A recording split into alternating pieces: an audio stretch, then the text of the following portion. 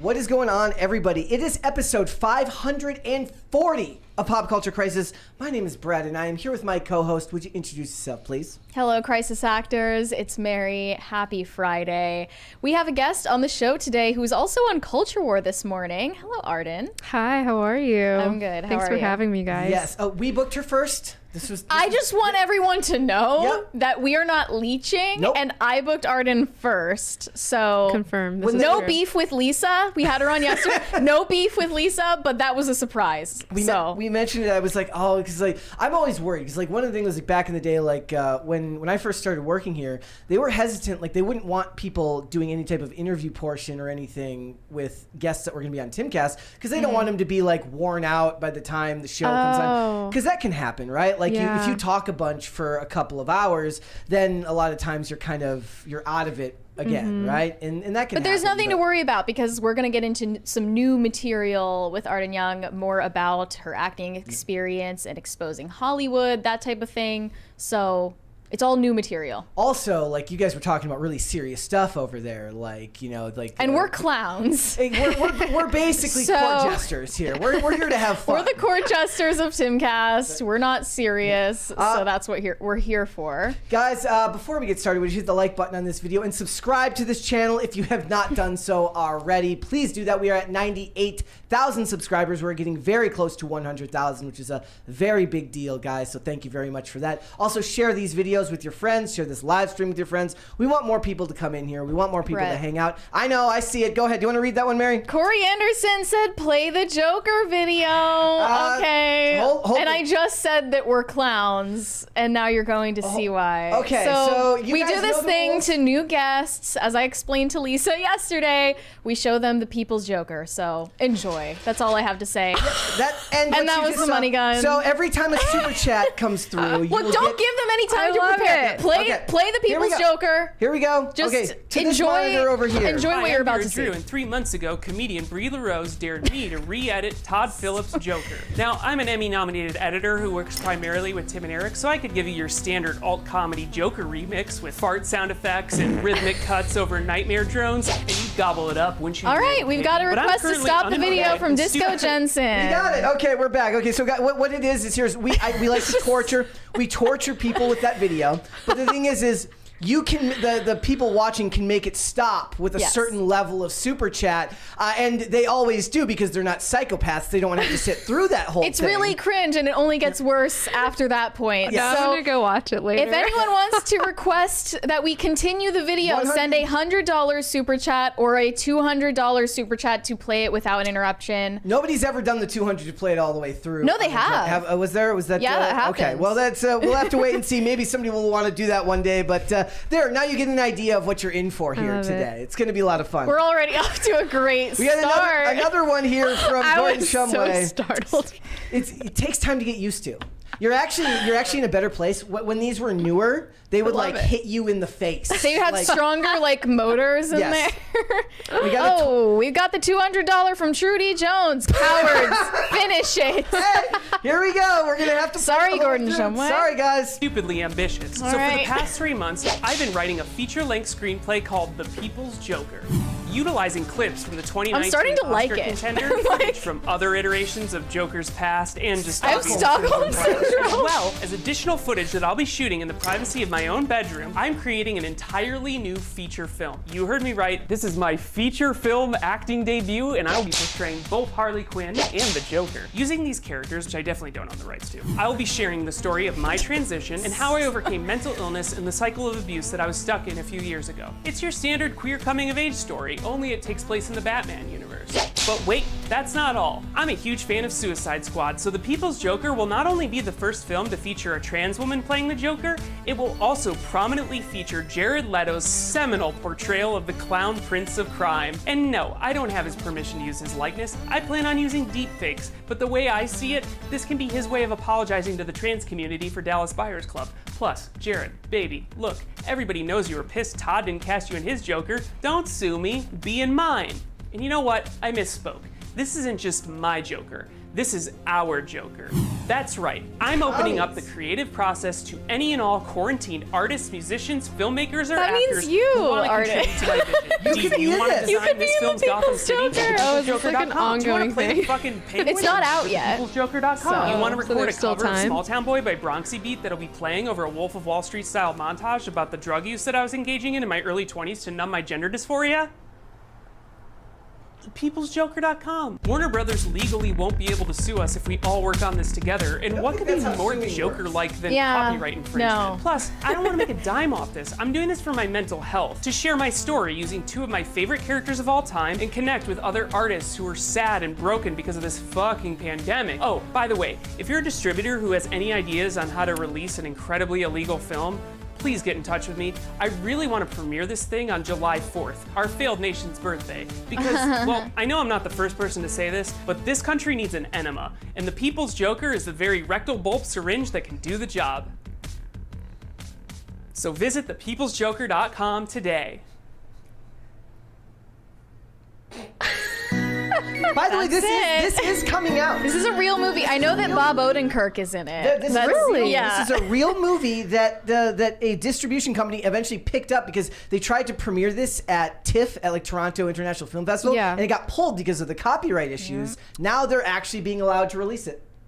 We're going to review it, right? We have to at this we're point. Wow. Yeah, we can't do this bit and then not review this movie. Now when it Vera comes Drew is out. essentially a friend of the show, Yes. and we're not, Yeah. we can't refuse. Are you regretting coming on yet? Are you- How's it going No, over there? not How at you all. feeling? It's going great. Okay, so now that that's over with. We got a bunch of stuff to get into today. We're going to have a lot of fun. We're going to talk with you about your experiences in Hollywood. We're going to Yeah. get into that. We're going to talk about that. We're also going to talk about this list of actors who apparently did value their relationships more than their More than the actual money. jobs. Yes, exactly. So we're going to talk about that. I have a sneaking suspicion that Neil McDonough will be on that list. We're also going to talk about this OnlyFans mom.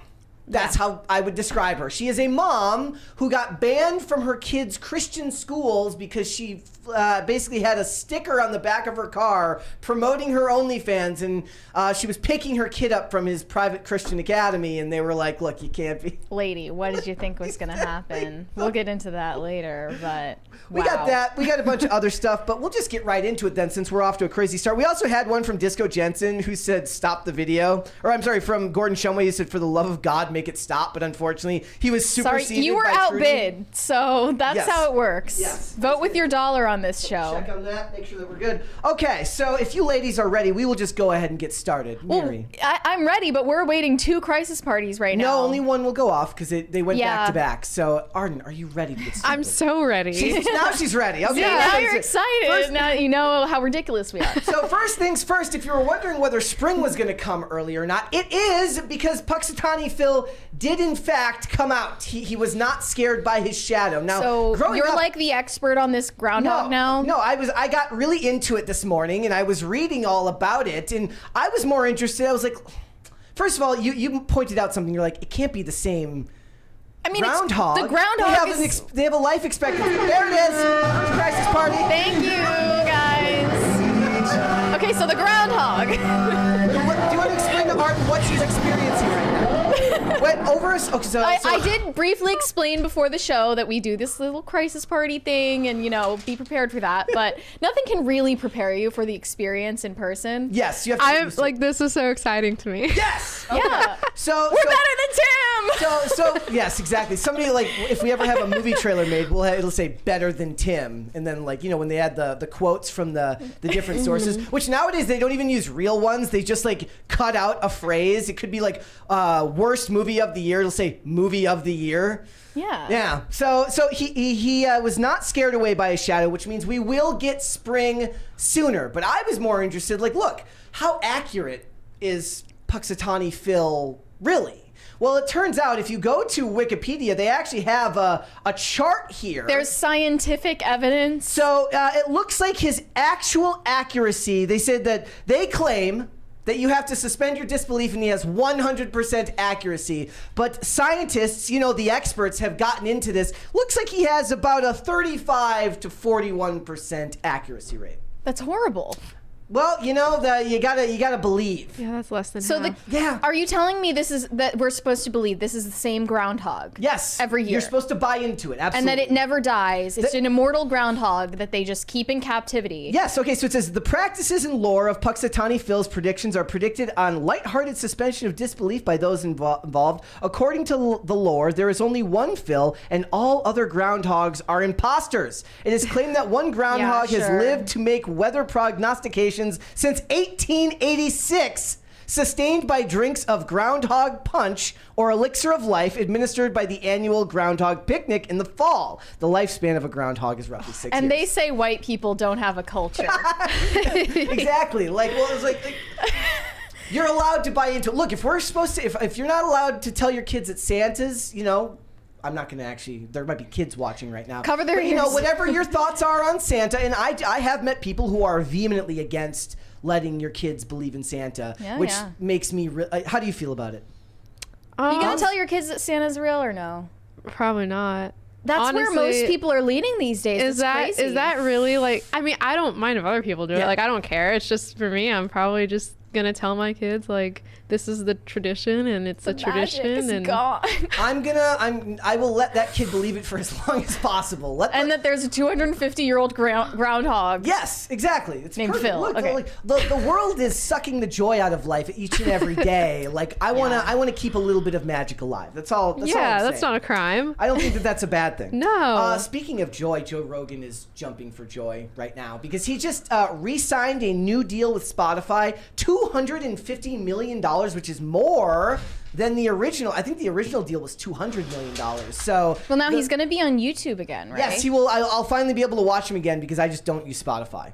Yeah. I mean, a lot of people thought it was kind of a cowardly move of him to stay on Spotify after they forced him to remove a bunch of his episodes. Yeah. I mean, how many were there? I mean, there's like 17 episodes that got No, removed. I think it was 70. Wow. All the And Alex Jones episodes? It was over...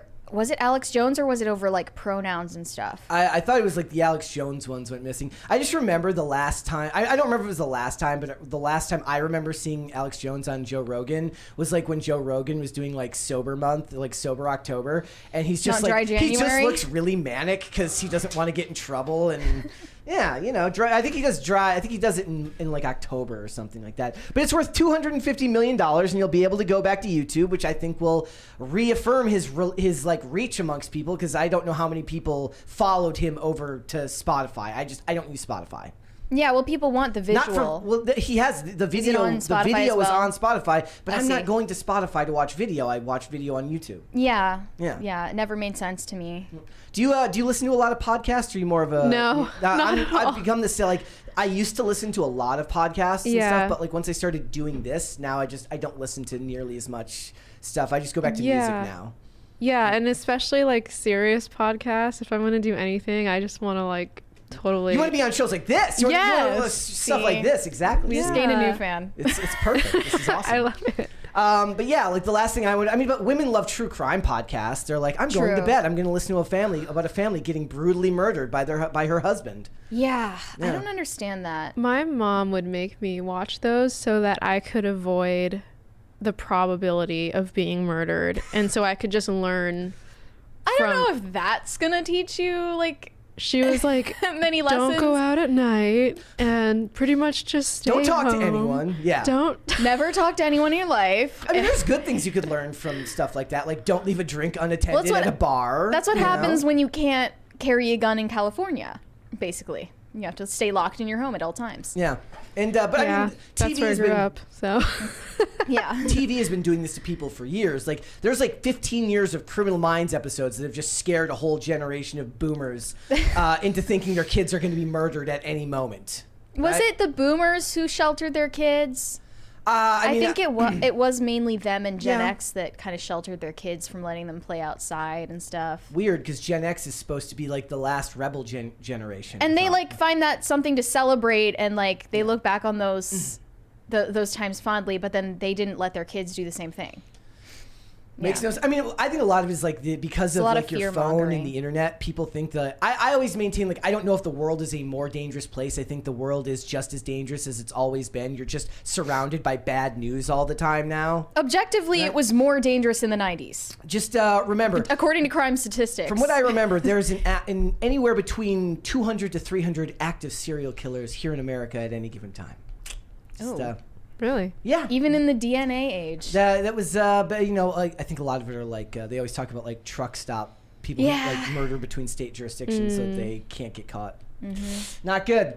All right. You're going to have to inform me about this one. The Ukrainian model who won the... Yeah, a Ukrainian-born white woman just won a pageant title for Miss Japan in Japan. And this is really weird because she's getting a lot of backlash for this. This tweet says, under no circumstances should a white woman win a Miss Japan contest. None. This is how you erase cultures. Shame on her for entering and shame on the judges.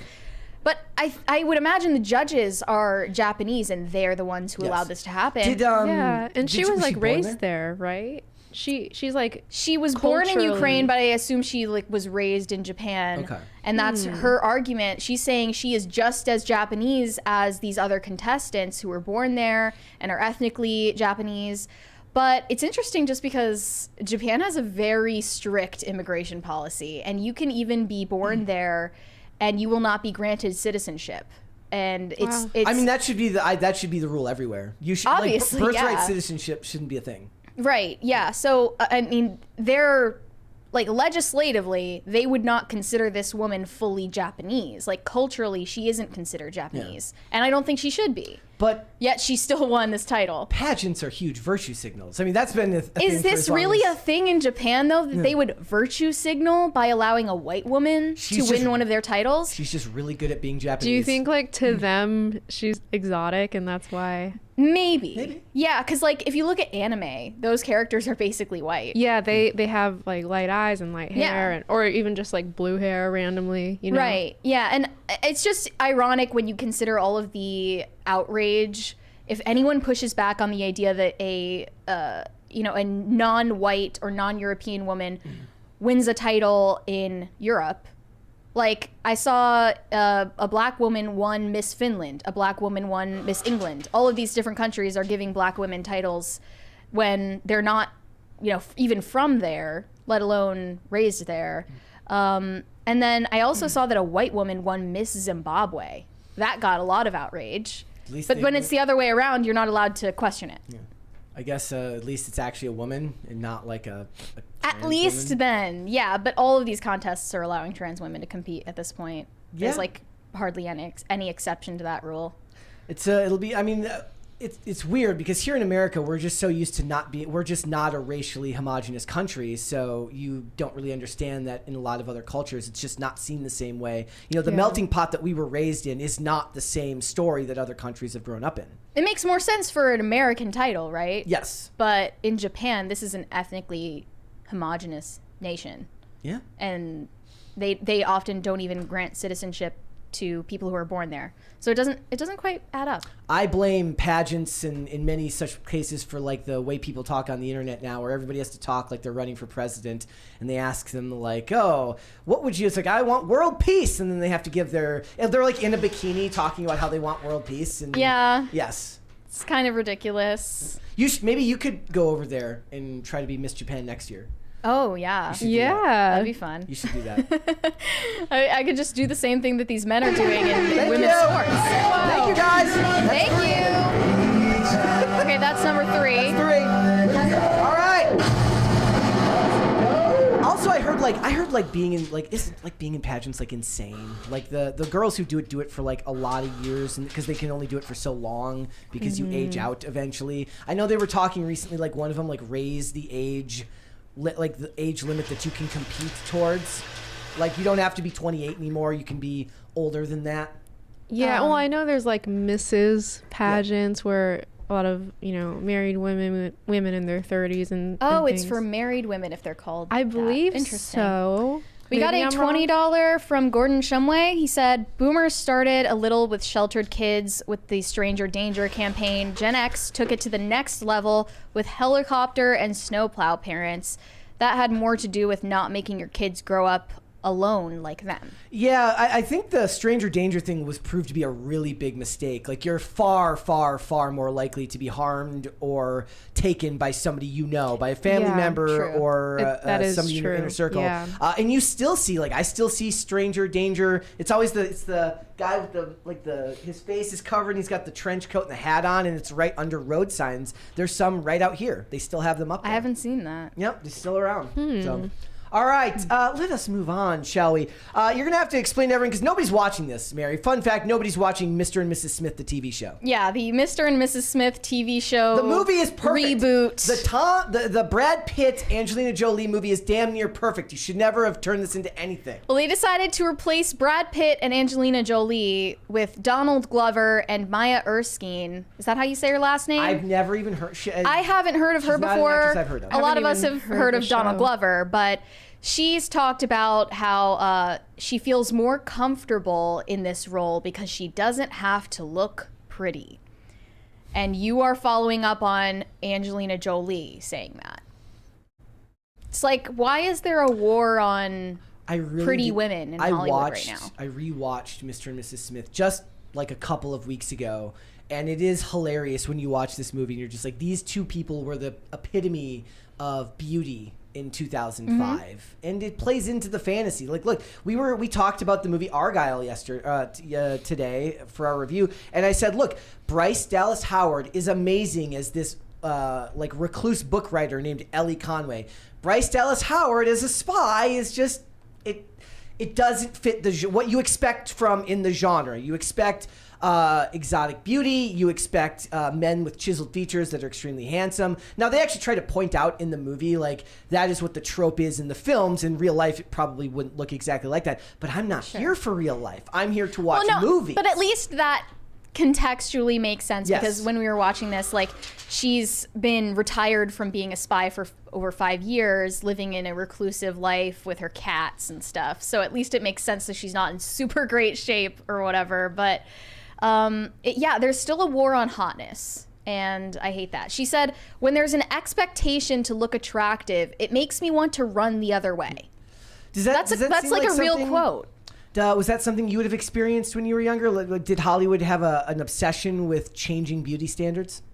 I mean, what I experienced growing up was a sexualization of children, a hypersexual culture, and I think that's bad, but I'm very against just demonizing anyone who values hotness or beauty or whatever it is, because I like looking at pretty girls in a movie and going, oh, I want to wear that, or oh, I want to look like her. Like, I enjoy that. I don't think there's anything... It's aspirational. That's the big lie. Yeah. The big lie is that they think that people want to go into movies and see people that resemble down-to-earth people like them. I don't go to a movie to see somebody that It looks like depends on me. what the story is, though, right? But a spy thriller, I feel like the whole point is that it's not real. It's like, I want to see Gal Gadot.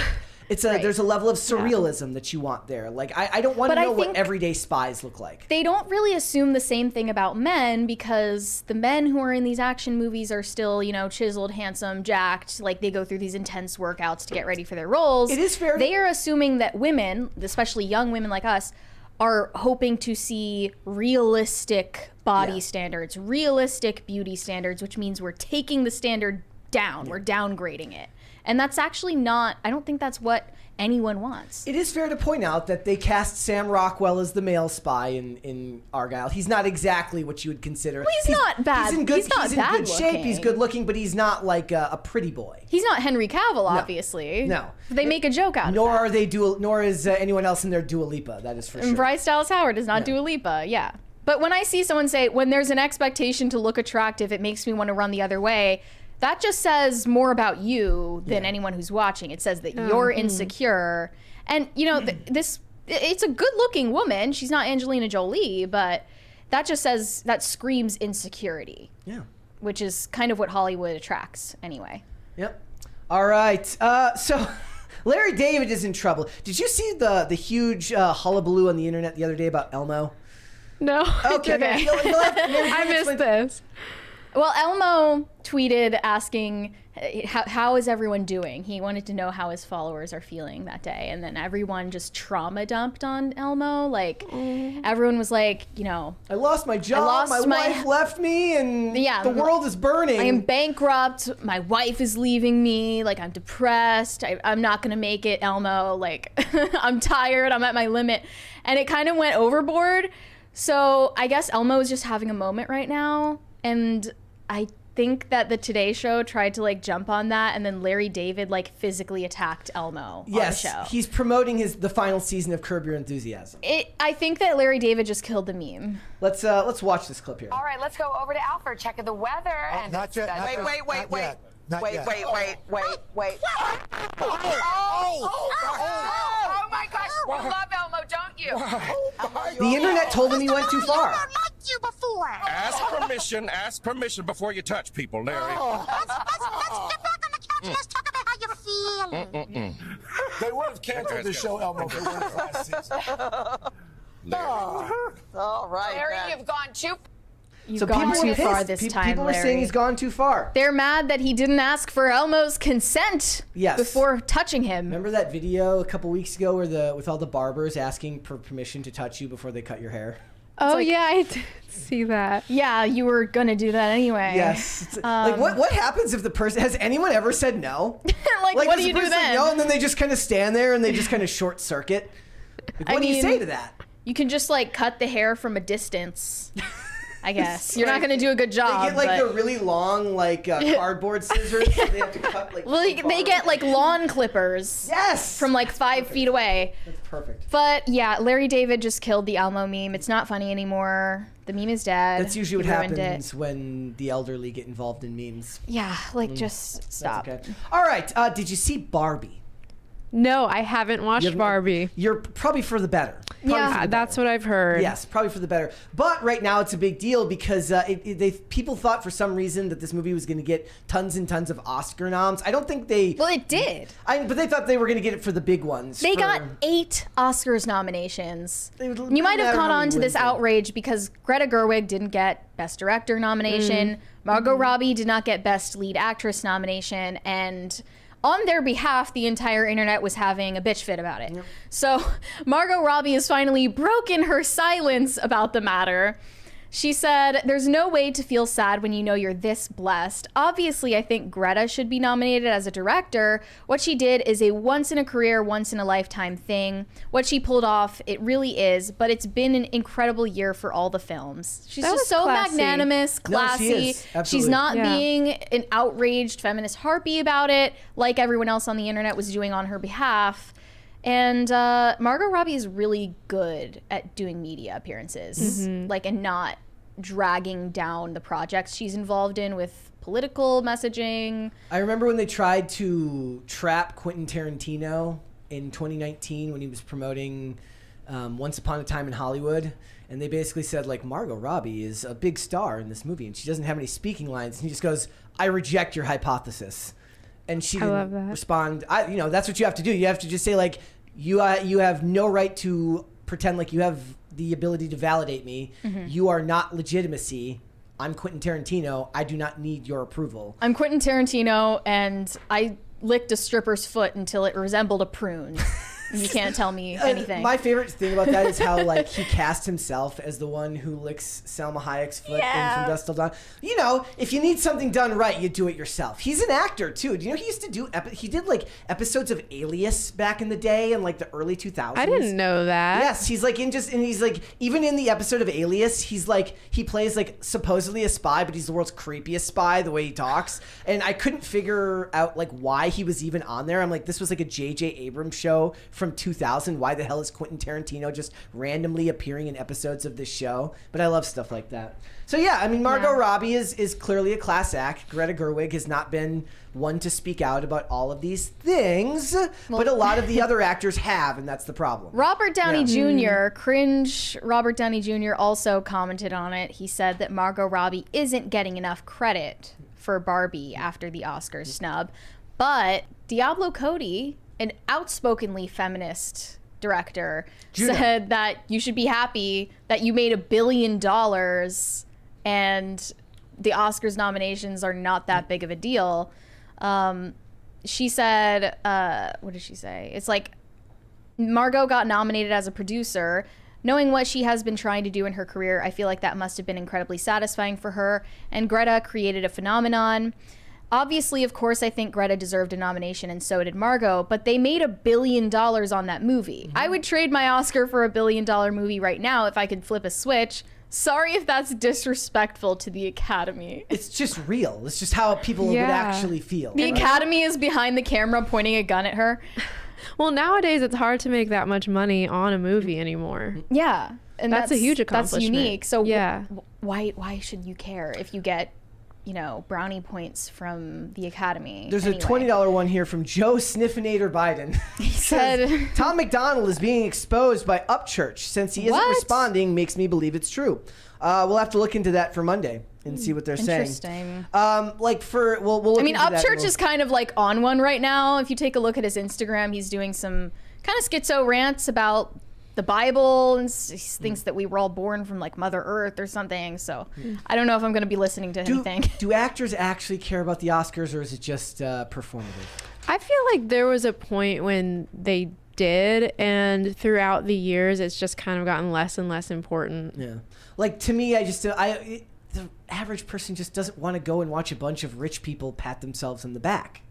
Yeah. Like, because it's not like, I would actually be interested in a show, and people have talked about this before. I would like to see a show where they like reward the set designers on the main show rather than in the pre-show, because they give those awards, but they're never actually televised. I would like to see one where you can still have the celebrities involved. You can have the celebrities being the ones giving away the awards for these things, but actually value the people who work behind the scenes that never get any of the credit. That's actually what WWE, for anybody who's a wrestling fan here, has an award called the Warrior Award that was originally supposed to be, it was the Ultimate Warrior's wife, like him and his wife came up with this, and it was supposed to be an award that they gave out every year to say thank you to somebody who was working hard behind the scenes that doesn't get the credit they deserve, because that's what makes a lot of these show business elements work, right? You have thousands of faceless people who are the ones who have you ever watched a movie with a lot of CGI and just see the endless number of names that it takes to make these things come to life?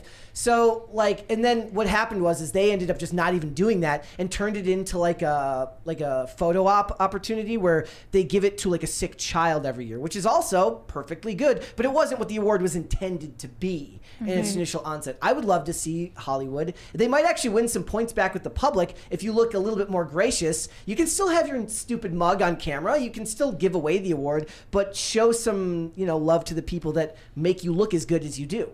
Well, it's interesting because there's the SAG Awards, but there isn't a Writers Guild award show.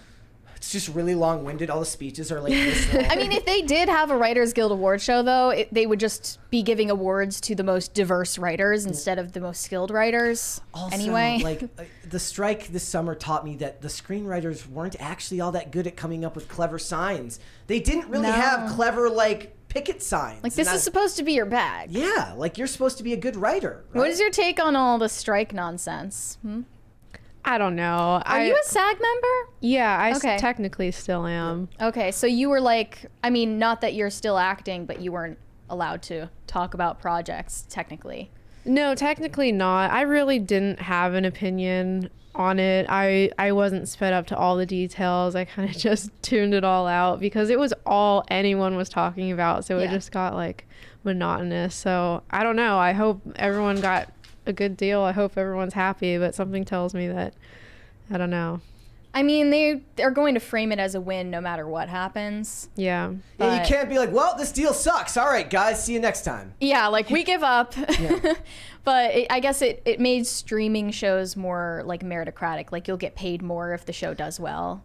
In the chat, Gustav, I don't even know how to pronounce it, Del Molinari says, Rucker arrested for possession of drugs. Yes, sadly, Darius Rucker of Hootie and the Blowfish arrested on drug possession today, or last night. Isn't that sad? Yeah. Depending on how old you are, I'm old enough to remember when Let Her Go came out on the radio in the 90s. And then he became a country star, a legitimate country star of his own volition. He started out in I guess what would that be, a rock, just kind of generic radio rock back in the 90s and became a legit country star.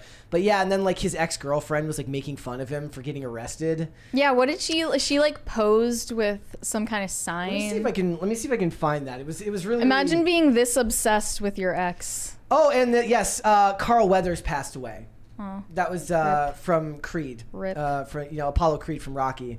I saw somebody super chatted that, and I wasn't sure if that was real or not. Sometimes people will super chat you just to say things that aren't true, like so and so died when nobody actually died.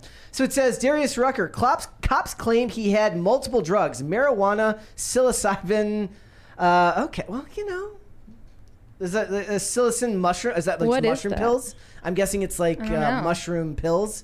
Well, that could happen to anybody, guys. What is it? What did his girlfriend post? Or his ex? If I can find that. Ex-girlfriend. It was underneath Excuse me. there. Let me see if it was. If I can look up just his name, then I'll be able to show you what she said. But it was very not classy. So his ex-girlfriend, my goodness, she looks insane. Kate Quigley roasts him over his drug arrest. She looks crazy. Wow. Yeah. She posted a message on social media hours after he was booked into jail and says, "Karma. All I have to say is karma." Taylor Swift radicalized these women. The reason she's saying that, an hour later, she posted a selfie of herself, a selfie in a bikini.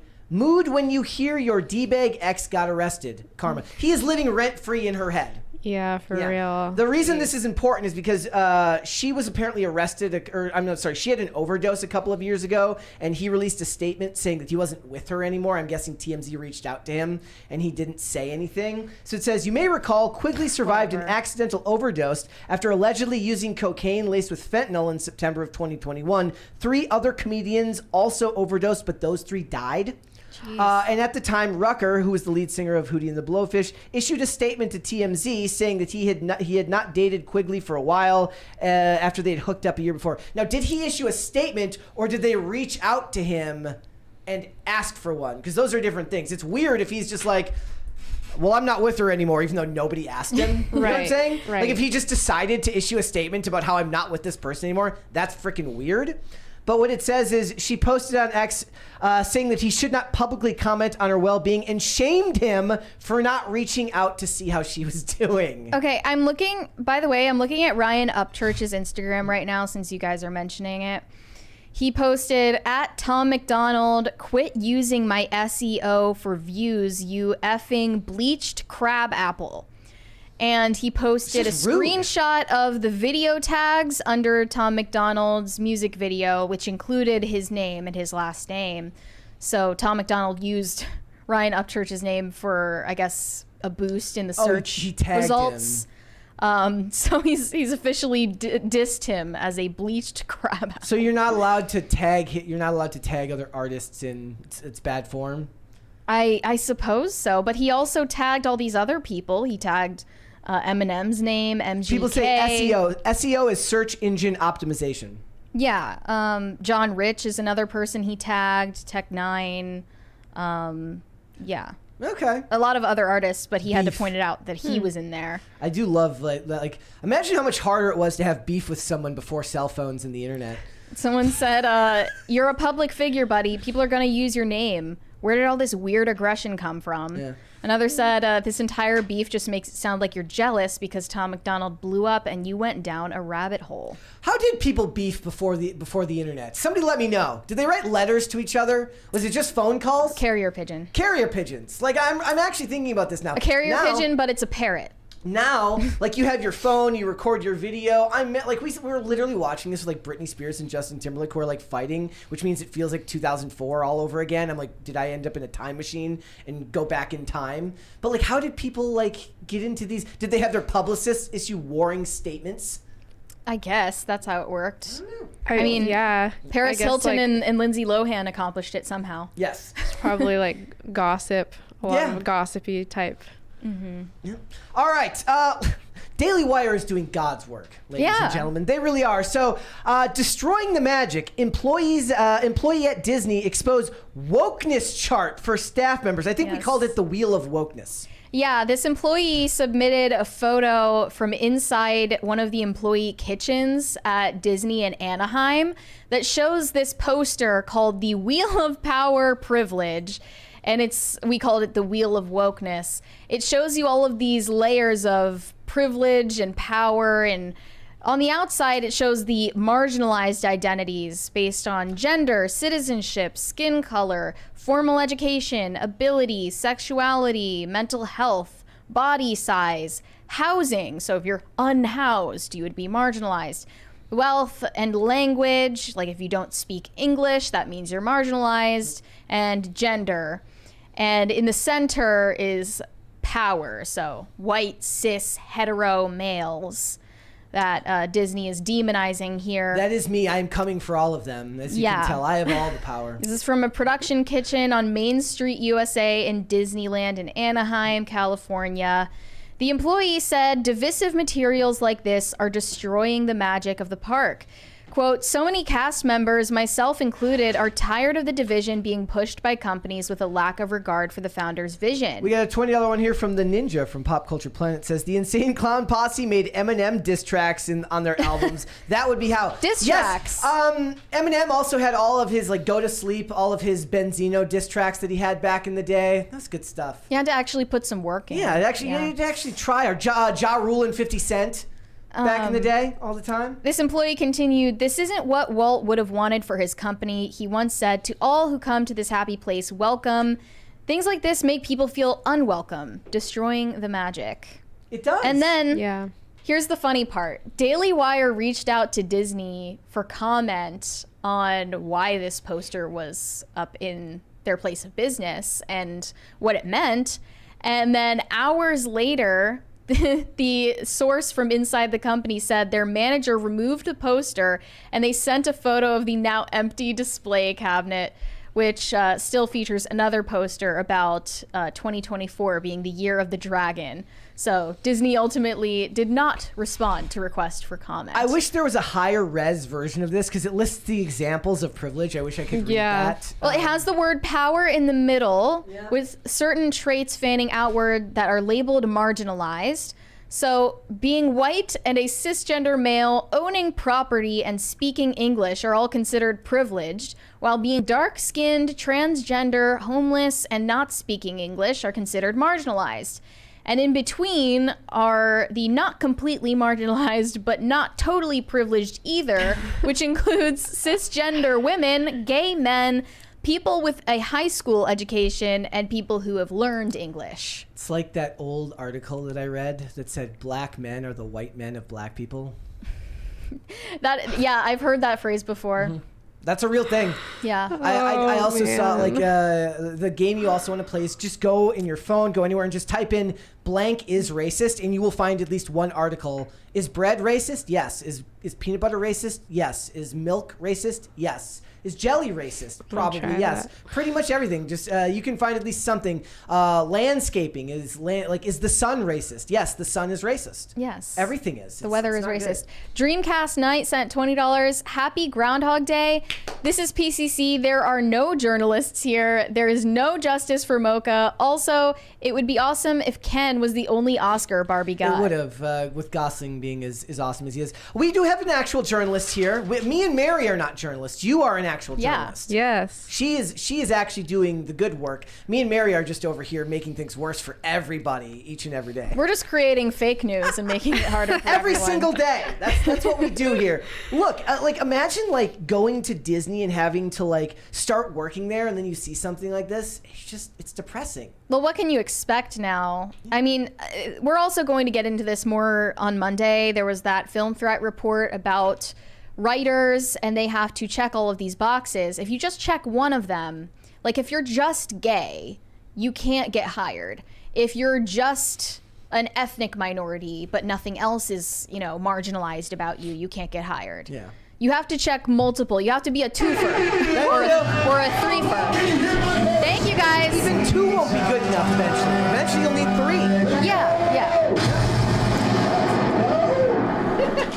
Was Hollywood really obsessed with identity when you were working? Yeah, so when I started to really work on TV and film, being an Asian teenage girl was like the best thing you could be at the time. It was literally trending. That and redheads with bangs for some reason. Redheads in really? Hollywood?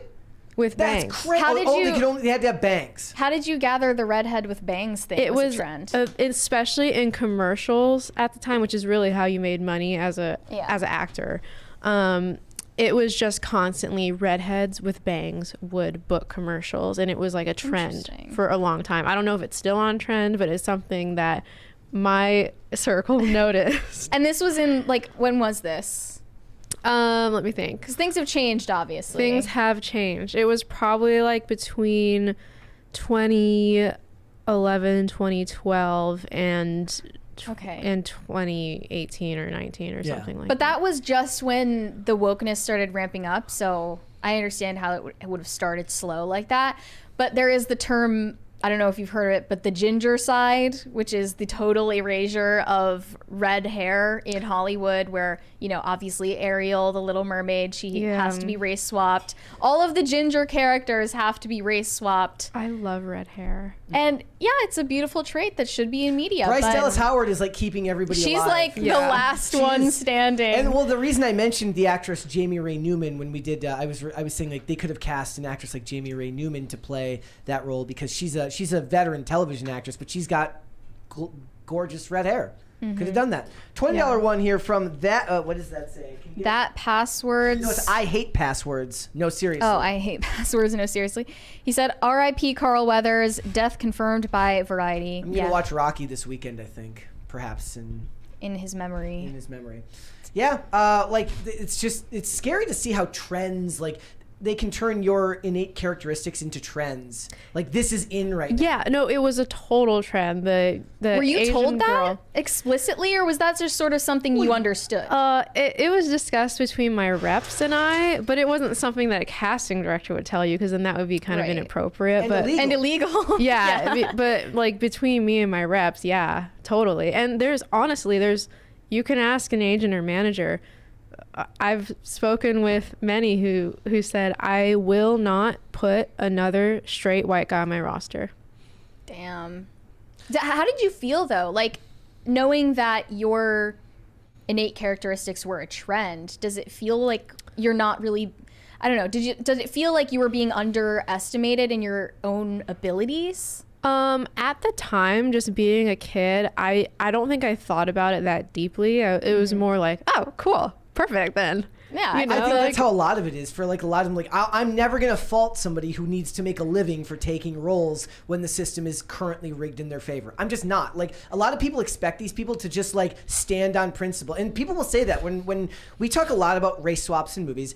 It doesn't bother me as much as it bothers a lot of other people, as long as if race wasn't a central focus for the character, as long as they don't make it a central focus after they change it, it doesn't bother me as much. But I get why it pisses everyone off. But also, like, am I going to ask this actress who's been offered this role, or this actor's been offered this role, to turn it down on principle? That's not realistic. That's not how the world works. Right. And yeah, so I was kind of more happy-go-lucky about it. Like, oh, cool, perfect. I guess I got in at the right time then. Lucky me. Yep. And, you know, I would get really irritated, though, when I remember when Constance Wu, someone did an article about her, like, complaining that Fresh Off the Boat got picked up again for another season because she didn't want to like keep being on it, I guess. And so she was complaining about it, and I remember being really mad because to me it's like, you know, we're living in this time when an Asian actress can actually make an amazing living, and you're complaining about being on a show where you probably get paid so much money to be on. Because I was on Fresh Off the Boat, and Were you? Yeah, of course I was. I saw it on your IMDb. So like also would that be what was the movie? Filthy Rich Asians. Oh yeah, Crazy Rich Asians. Crazy Rich Asians. Crazy, same thing. Yeah, same thing. Whatever. But yeah, like that, like same thing. Like they basically cast everyone in those roles. Constance was talented too. Yeah, she's really good. And yeah, I did like one scene with her on Fresh Off the Boat, and I had an amazing time filming. And then I think it was a little while later that article came out where she was like complaining about being on the show. And it's like, I don't know her experience on the show. Maybe it was like the most horrible thing ever for her. But I remember being irritated because ethnic people were always kind of complaining like, oh, you know, Hollywood needs to be more diverse. And here we have a show where all the main actors are Asian and they're probably getting paid great money, and then you complain. That kind of stinks. There you know? are crazy Real rich... quick, we got a couple $20. Rhaegar Targaryen said, Benzino, Boston rapper and co-owner of The Source at the time, the legendary premier rap magazine, beefed with the #1 rapper of yesteryear, Eminem. Brett, they're still beefing today with diss tracks. Look it up. Go to Sleep and Nail in the Coffin are classics. I don't need to know the new ones. And #1 sent, in honor of the Darius Rucker news, you should YouTube Shane Gillis reaction to Bert Kreischer's song "Republicans hires Rucker for Taylor Swift" diss track. That would be hilarious. That would be hilarious. Look, the funny thing is, there's crazy rich Asian slot machines at the local. Really? I always Was wonder, it really that popular? And that, I'm like, do those actors get a cut of that? There's no way they get. I don't No know. way. No way. I mean, I remember when the movie came out, and it was like a huge deal for the Asians in Hollywood. It was like, oh my gosh, like we're. But how do you not like feel patronized? You know, like in that I get position. what you mean. I don't know. I mean, Not you specifically, but them. yeah. I don't know. I mean, it is funny. What's the Michelle Yeoh? Is she the mom? What's her name? She's Yeah. Michelle Yeoh's the Michelle. I feel like she's the Asian woman in like every single movie, and She's it's been around forever too. Yeah. she was in Tomorrow Never Dies. The Bond Tomorrow movie Never from Dies, and then she 1997. was in the I don't know, what's the Marvel one. She was Well, she was in Everything Everywhere All at Once. but Yeah, that's not she does like Marvel. everything. But yeah. And to me, it's like, Shang-Chi. Was she in Shang-Chi? yeah, Shang-Chi. was That's what I'm Shang-Chi. thinking Yeah. of. Yeah. And every time I see her in a new movie, I'm like, man, is she ever cast as like anything else other than like the Asian lady, like She's the lady who complained about has to that. be Asian? She's complained about that recently. Well, she's Like, also complained about like ageism in Hollywood. Oh, how she really? doesn't get the roles that she wants like, what because do you she's want it to be? older. Like that's I the don't thing, know. though. She gets plenty of interesting roles that aren't, Asian grandma. She has like a great career. Nobody's yeah. ever happy. It's I know, it's kind of and like she's beautiful. She's not 20 years old, but why try to fit into those roles anyway? And you'll be like complaining about this as you accept an award at an award show with everyone Yeah. clapping for you. Like it just, She's do in you the know top how stupid you 1%. look? It's always, to me, it's like when a hit musician complains about playing their hit song. Like when they complain, like they don't want to play, Yeah. they don't want to play their biggest song anymore. And I'm like, it's literally your job to perform that song. I get it, you're an artist, but who was it? There was like it wasn't Three Doors Down, but one of these band members like was basically saying like, I don't understand why they hate that. He's like, I love performing these songs because it bought my house, it sent Yeah. my kids to college. Yeah. It fills him with joy because every time he plays it, he's like, I have a good life because of this. Well, Yeah. Paramore didn't really have that Yeah. attitude about Misery Business because they said that was misogynistic. Ugh. It was like internalized misogyny because it's a song she made about another girl. But All right, anyway, I want to end this by saying I think like all of these woke middle management goblins at Disney and these other corporations, they're sort of like, you know how like you leave a toddler alone for 10 minutes and they like totally mess things up and they like get into the flour in the kitchen and like they make a mess, they throw their toys everywhere. It's literally like that. Like as soon as you turn your back, as soon as they feel like you're not watching them, they're going to start doing these things, and then once they're called out, they take the poster down because they're cowards. Correct. Also, people were mentioning it, I totally forgot. Yesterday we got the amount of crisis parties to show pictures of me with blue hair, so I sent them to Brett. And Oh, please, I sent 3 of them to Brett I've got them all here. just for good measure. Don't linger on it too long. Here we go, guys. Let's this go is ahead. embarrassing. If you guys are ready, here we go. Oh! Wow. With the septum ring and Is everything. that a real septum ring? No, Fake septum I would ring? not get it for real. Okay, all right. Let's do one more. Let's do. I was like 16 in these. I imagine you just got your driver's license there. Nope. Couldn't even drive yet. Nope, couldn't even drive Couldn't yet. even drive yet. Oh, how old were you? I was 16 in these, I think. Oh. Okay, and let's do one more. Yeah. There's the blue hair. Wow. It is very blue. Awful. It is very blue. Ugh. So we're just gonna leave this on screen the whole show. No. There it is, guys. No. Take one last look. You've earned your reward. There it is. All right, guys. What would you like to actually, Arden? What would you like to see? Would you like to see? We do segments here called Cringe of the Day. Believe it or not, everything you've heard so far isn't the Cringe of the Day. Really? Or would you like to see Cute of the Day? Cute of the Day is we have viewers of this show. They send in their pets so that we can all bask in their glory. Yeah, I love puppies. Okay, well, let's go ahead and look We've at some got Cute some. of the Day then. Yeah, we do. In fact, we've got several here today. Here we go. First things first. This one's from Kayla Turbin. Says, Ruben the Shepherd and Theo the Golden are big fans of the show. They watch every day with their dad. He's a big fan, and we're hoping to surprise him with our boys on screen. Yay! We were just playing with a puppy outside, Tucker Snarlson. Tucker Snarlson is He's a an great icon. name. He's a legend, and he is the moment. Yes. I have a dog named Tucker. And what do you call him? Tucker Barkelson. Yeah, it's perfect. The synchronicity Isn't there that is crazy? insane. So it's definitely a day for puppies. He looks like he's so tiny and chubby. He is. He can barely walk. Let's do two more here. We have multiple puppy. Believe it or not, this podcast it's a lot of cats, so we got lots of dogs here today. Oh, look at This is from Mistress D on Twitter. Says, when you're the goodest boy and the epitome of 130 pounds of tough guy in a 15-pound package, but you're also a southern boy and visiting Wyoming where it is -3. See, you hate when people put their dogs in clothes, but I love this. This little snowsuit. It's worse with cats because cats are so fraudulently independent, which is what I'm always like, cats always feign independence, but then they can't feed themselves without you, you know? But the point is, you put a cat in clothes and it just looks humiliated. Yeah. It does. It's like the apex predator. No, he but looks happy. He looks like a little snowball. One more here from Stephanie Blank says, Frankie and Sue Bawu are not too interested in the news, but they sure do love to cuddle when we watch Pop Culture Crisis and Timcast IRL. Aww. Look at that freeze frame of Tim. We love fans of the show, of all species. Oh, cute. That's a good boy. Oh. All right. Well, unfortunately, guys, the cute will not last forever. We do have Cringe of the Day as well here.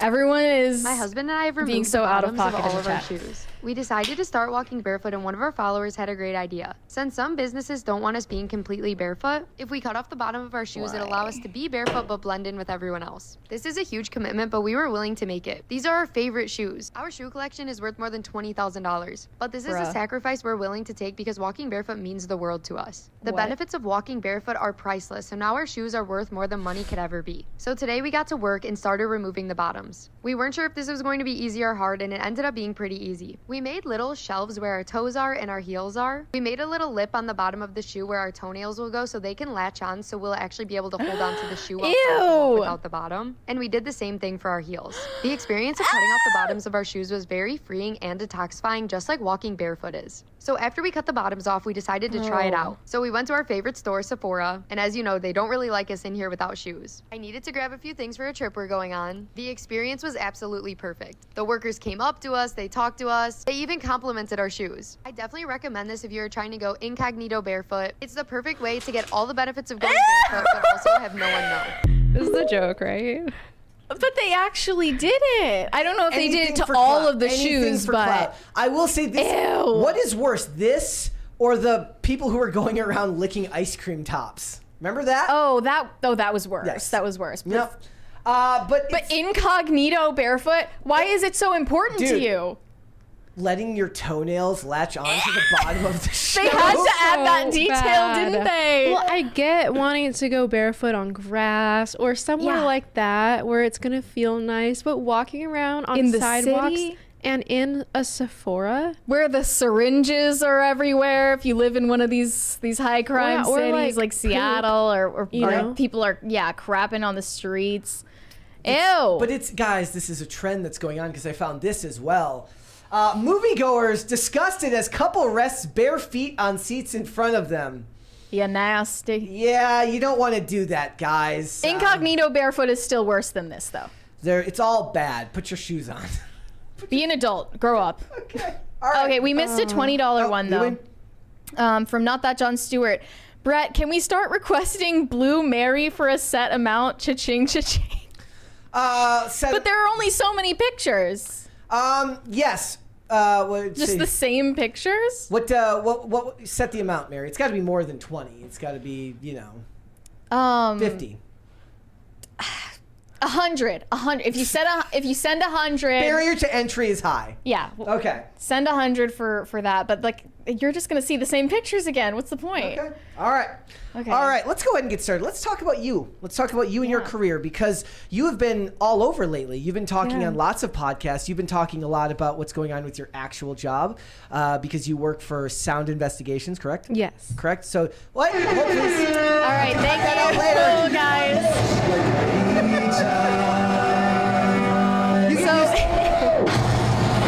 Let's start over, shall we? For those of you who don't know, or maybe you didn't see Arden on Culture War this morning, she was talking about her undercover investigative journalism that she does with Sound Investigations. It's sort of in the same style as Project Veritas and James O'Keefe. So I watched your pinned tweet on your page, and it's you talking to a man who used to work for MindGeek, which is the parent company of Pornhub. But what we find more interesting, and the reason that we reached out to you in the first place, is because you started this thread called #ExposeHollywood. You said, my New Year's resolution is to expose Hollywood. And you're talking about these experiences you had in the industry being a child actress. Mm-hmm. And I just want to ask you, first off, what made you interested in becoming an actress in the first place? Especially since you mentioned that your parents weren't the typical stage parents who were like encouraging you to do this. I guess maybe like who were you imitating, or what gave you the idea to do that? Yeah, I had an older cousin who was a model, and through her modeling work, she ended up acting in some shows and things like that. And I really just wanted to be like her. And so I started modeling. I think I did a couple print jobs when I was like 11. And then through that, I was like, okay, I did some modeling. Now I want to be an actress. Okay. And so I begged my mom and my dad to let me do it. And finally, they let me start taking classes when I was 12. Mm-hmm. And through just starting to take acting classes, the culture of the industry becomes very apparent, where it's like a hyper focus and a lot of pressure to like really be a serious actress and it's the artistic side of it, not just the commercial side of it. I guess. Yeah, all of it. I mean, a big problem I had with it, or that I have with it now, is that you are told as an actor going into it that if you are not willing to do X, Y, and Z, no matter if you're uncomfortable with, then you don't have what it takes to be an actor. And that if you're not willing to do sexual things, which they describe as just like, oh, it's so raw and it's so honest and it's so vulnerable, then you don't have what it takes. And they'll show you examples like, oh, did you see Cate Blanchett in this role? Or did you watch Halle Berry in this role? And did you see what she did there? If you're not willing to do that, then you don't have what it takes. You'll have a great time doing Hallmark, and congrats, that's really cute, but you're never going to win an Oscar. Wow, and disrespecting the Hallmark actors and actresses. Yeah, for real. So egregious. They're probably making more money than the people in like musical theater. Well, yeah, more than like, musical theater. And there are so many actors and actresses that this is just kind of like their day job. This is what they do by trade, and they don't really feel that self-important and pretentious about it, right? Yeah. But I guess that's where you said like things started to go awry, is that you started doing these acting classes. And your first video was talking about one of those acting classes. It's titled, "My Acting Teacher Made Me Do This with Another Girl When I Was 13. And we made a video covering this video when it came out. And it got actually a lot of views on our channel. And everyone was saying the same sentiment, like, this is really messed up. And this is the culture that's being cultivated in Hollywood. Even back then in like the early 2010s and the mid 2010s, not like that's before the concept of wokeness kind of took over the industry. It already had its problems, right? So do you want to like summarize for the people who didn't see that, what that experience was? So when I was 13, I was in this acting class. I think it was the first acting class I had really ever been in. And it was a children's acting class, and the teacher was a man in his 30s, and he paired me up with another 13-year-old girl, and made us make out on a couch with each other, me and this 13-year-old girl, a bunch of different times, probably upwards of 30 times over the course of several weeks. And several weeks. Yeah. And this is in front of the other acting students who are in also front of your the age. other kids. Yeah. And some of them, a few of them were younger, some of them were older. And there were times when he called it like a showcase, and he would bring in this other guy who also worked at the studio to watch us do the scene. And at the time, I was uncomfortable with it, but I was told, that if I'm not willing to do this, and if I'm not willing to go all the way with it and really be convincing and do the scene convincingly, then sorry, I don't have what it takes, and this is all a waste. I'm wasting my time. And that's like the first red flag. And did this set off like alarm bells for you? Like, did you want to tell your parents what was going on? Because you mentioned also in that video that parents were barred from viewing these classes. Well, that's a normal thing. That's completely normal. Yeah, that's just industry standard. The parents it's industry are locked standard. Out of the room. No parents in kids acting classes 99% of the time. There's some where it might be a little bit of a different format where parents can watch, but usually most acting teachers will be like, we don't allow parents watching just because you'd be surprised how different a child is and how more self-conscious they will be if their parent is around. Like, I understand that explanation, but that's obviously not the real reason that parents are barred from being in the room. Some of the real classes, reason is that they're doing things that they don't want parents to know about. And the most insane part of it, obviously, is that the parents are the ones forking over the money for these services. Yeah. And if you're paying for the product, you should be able to know everything. Yeah. There was another girl in the class, and that teacher had her get on another girl's back. What? Yeah, and she was a young girl too, and he made the person like crawl and like bounce around while the girl put her hands up in the air, and he just said to like try to balance on her back and keep going. And what acting exercise is this? I don't know. What does that accomplish? And that's the thing, because kids are so gullible. I was so gullible. I don't even venture to say, like, even if you're a young adult, if you're aspiring to be an actor or an actress, then you're probably going to be pretty gullible when you enter your first acting class, right? Mm-hmm. And so all these things he had us do, it was just like, oh, well, if this is embarrassing and awkward for me, then I'm the problem. So I better just try harder. I guess the message is that if you feel uncomfortable, that's actually a good thing, and that's a sign that you should keep going and go further and further, because you need to break down those barriers that you have in your psyche. Right, and he used the term like, free your mind, and you need to be uninhibited, and let your inhibitions go. This is all all these obstacles and blockages and your emotions that you've built up in life, and you need to let those go, and we're going to break them down. But that's how I went through my teens and young adulthood, thinking like, if I feel uncomfortable, it's my problem. Mm-hmm. Yeah, I mean, it's just like that message might work on adults who are ultimately responsible for what they do. But for children, that's totally unacceptable. So as you went on in these acting classes and you were getting older, do you have any other experiences that you like haven't shared yet, but you're planning on doing so? Because like you said, this is like an ongoing thing that you want to continue adding new parts to this series.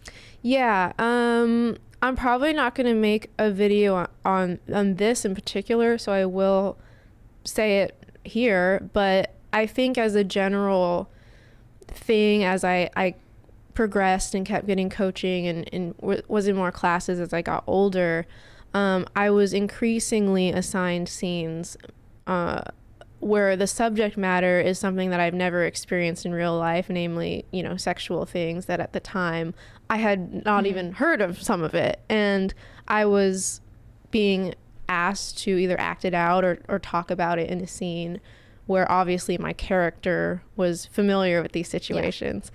And so I had acting teachers tell me to, I would do the scene. They said, okay, well, I don't think you're really understanding the subject matter. You're not really convincingly portraying it. And I think that's because you don't have this experience in real life. And I said, well, yeah.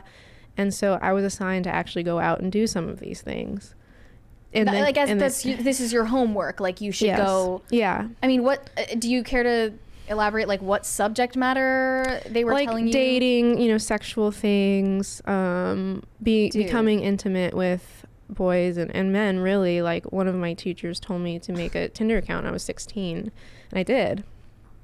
What? Yeah, so technically I'm pretty sure that's like a crime, right? I mean, yeah. I was meeting up with men in their 20s when I was 16 under the assignment of, like, this is your homework. Yeah. Like, you're required to do this to, and to I was be in this industry. uncomfortable, but being a kid, it was like, well, I'm not a good actor if I'm not willing to do this. Dude, it's just so insane. Like, that's another level of method acting.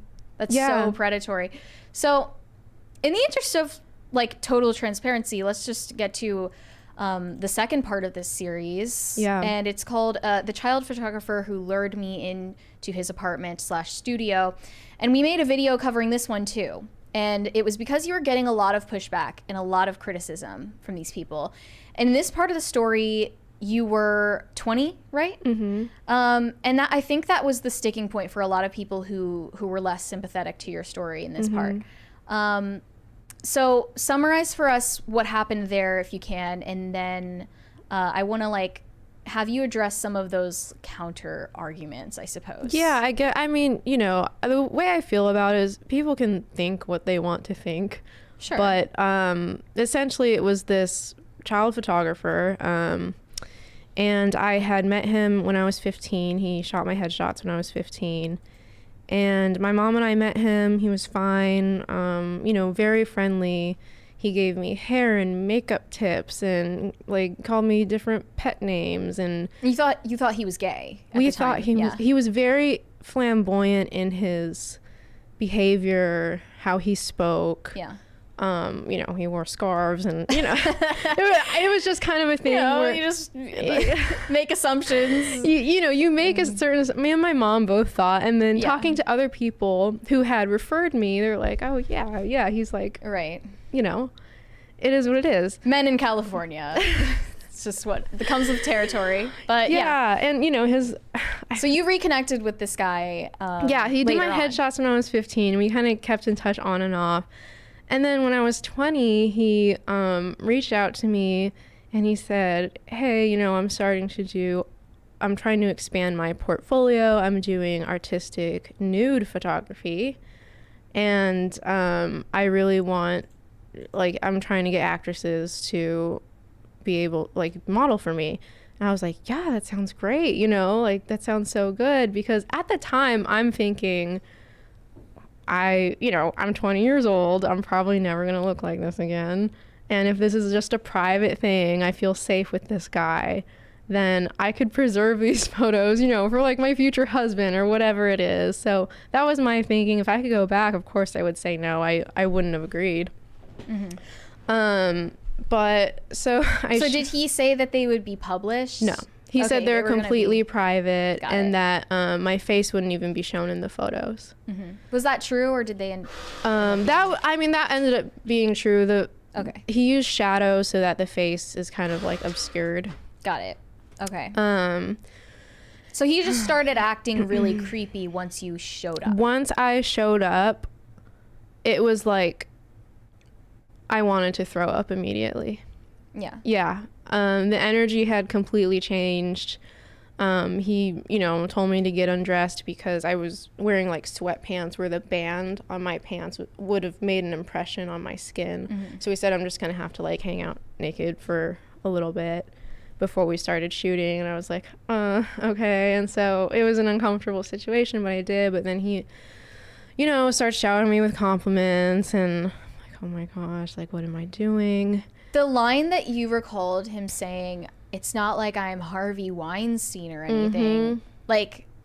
How does that even come out of someone's mouth? And literally as he was touching me in 2018 or 2017, like right when Harvey Weinstein. Yeah, it was right at the beginning, and then also outed. like people in the industry also knew beforehand. Right. Yeah. But yeah, he was like touching me and making really creepy remarks, like, I've known you since you were 15, and does your mom know you're here? Did you tell your mom that you came here? Does she know?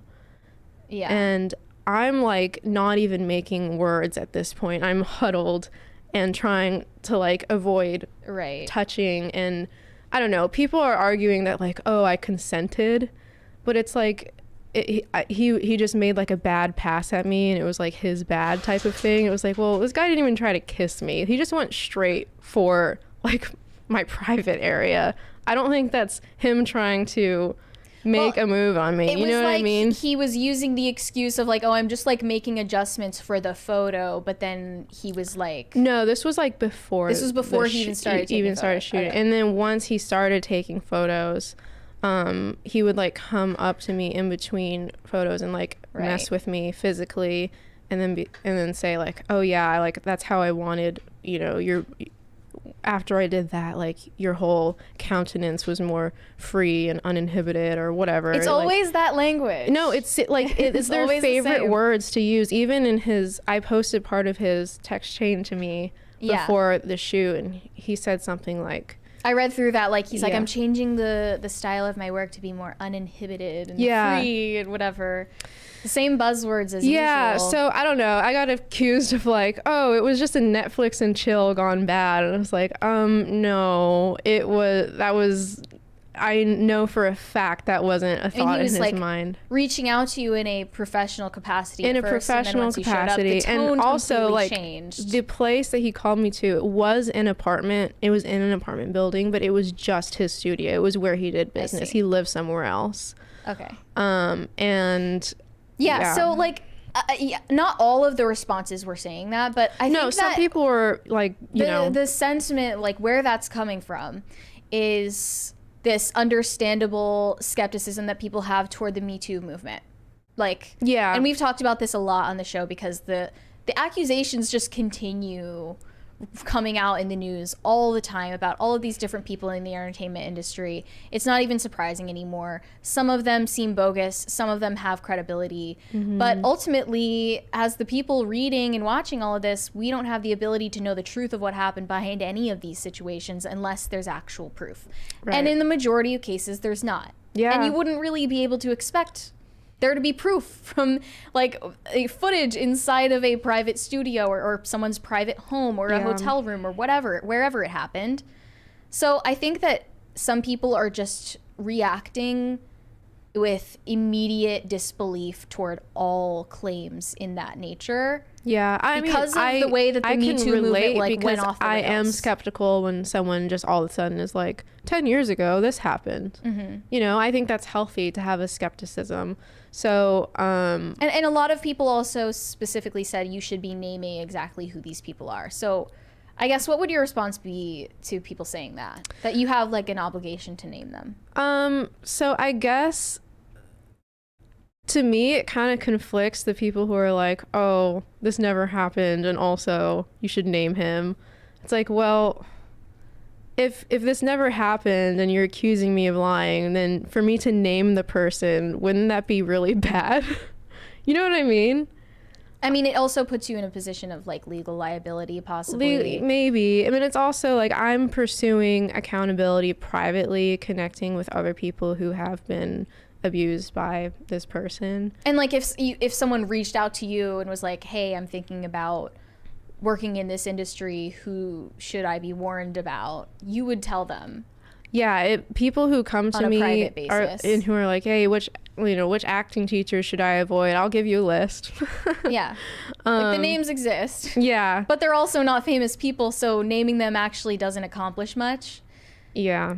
But it's like, I understand the sentiment, but at the same time, like, you know, no, you're not like forcing anyone to believe you.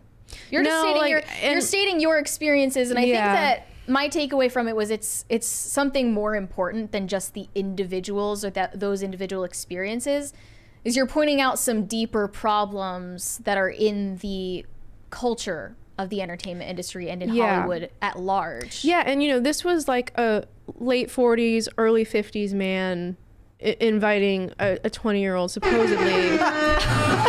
Thank you guys. Always at the most opportune times. That was going to come at that time. Sorry about that. I can't stop it. We have no control. Yep. Sorry. No, it's totally okay. You guys. Continue. So anyways, about this horrible situation you were going through.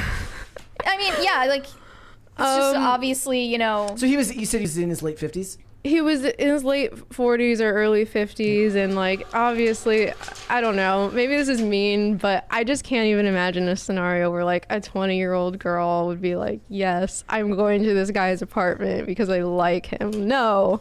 I was invited to his studio to do a photo shoot that I thought I would be safe at because I literally assumed he was not interested in women.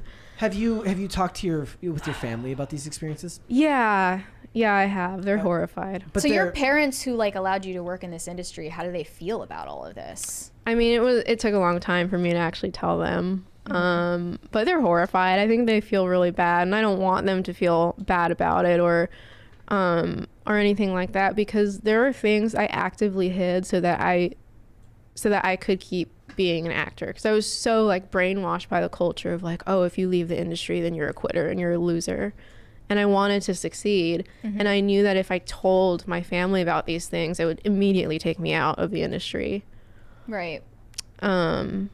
So yeah, it was kind of it's just a horrible culture all the way around. And it's not a friendly place to kids or really young people in general. Or anyone. I mean, anyone. We talk about this, that Hollywood attracts narcissists and addicts and people who are in the most vulnerable state, and they celebrate you the most when you're at that point. Like Russell Brand, for instance, he talks about how he was in the middle of substance abuse and sex addiction and all of this stuff, and that's at the point when the media was celebrating and lionizing him the most. And then the second that he reforms some of those behaviors and he starts to also talk about, like, he has his own platform and he wants to talk about politically charged issues, that's when he starts getting demonized, and then all of these claims come out about him. No comment on like whether or not those are credible, but the pattern persists, and I think that's the constructive thing about what you're doing with this Expose Hollywood series, and I hope you continue with it. Thanks. Is that you're pointing out a larger issue that affects more people than just you, and hopefully parents or other people who are thinking about going into the industry are going to heed your warnings. Yeah, my hope with these videos is to warn parents and warn young people that, this is how it works. There's predators everywhere, every level, even the lower levels that I was working in. And all the different ways that you can be taken advantage of or tricked. And, both of these people, both the acting teacher I talked about, by the way, who ended up soliciting me for sex when I was 16 or 15, I forget how old I was. And then also the photographer, like both of them befriended my mom.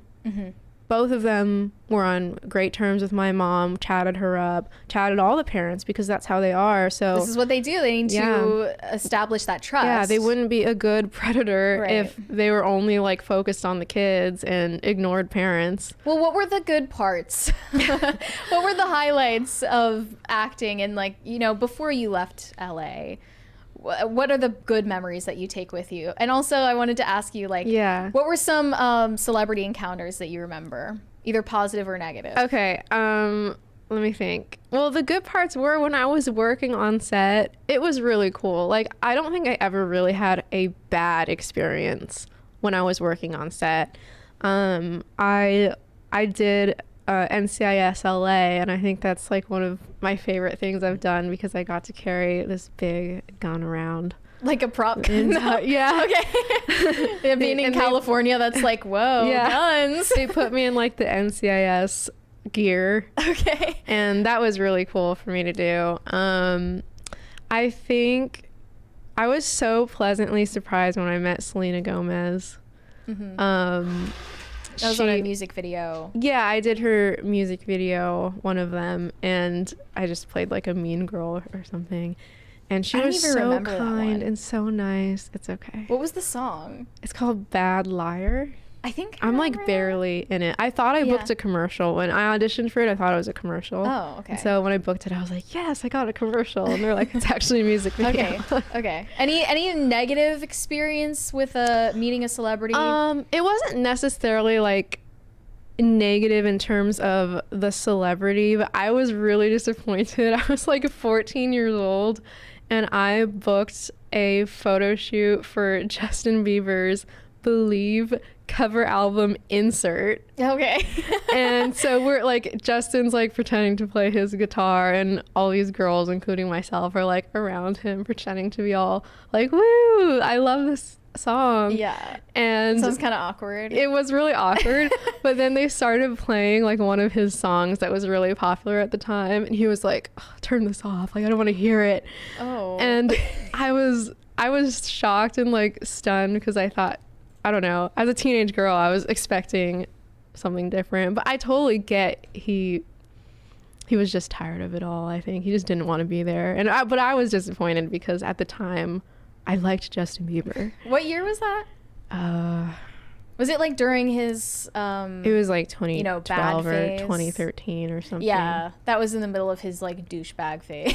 I don't know, but like he was like completely disinterested in everything going on and like did not want to listen to his song. That was like back when he was like pissing in mop buckets and stuff like that. Spitting on his fans and things like that. Oh. So I did want to just touch upon your investigative reporting as well. I know you talked about this on Culture War, but you didn't get like super deep into what you do. Yeah. I wanted to ask you, like, do you think that doing undercover reporting makes you a better liar? That's a good. Because you're like, you have like different pretexts for meeting with these people who have worked for Pornhub and MindGeek, and you need to ask them probing questions without rousing their suspicions. And like we always watch these undercover videos and we're like, how stupid can these people be? And they always fall for it. So I don't know, tell us about that a little bit. Well, I try to tell the truth in these undercover situations as much as possible. I try to really limit like the fake stories that I'm making up or the lies that I'm telling, because it's actually a lot harder the more lies you tell during an undercover situation, because they're going to start asking you questions about your fake life. Exactly. So has it made me a better liar? Yeah, it probably has. But I still try to avoid it as much as possible when I'm undercover, because I don't know, I think the best lies are like 95% truth, right? Mm-hmm. You were talking to this guy who worked for MindGeek, and he's actually listing out all of these negative effects that consuming porn has on people. And he's just openly saying this now. Like at that point, he was no longer employed by MindGeek. He's still employed by MindGeek. Oh no, he's been there for 11 years now. He was the number 7 guy to ever be hired there.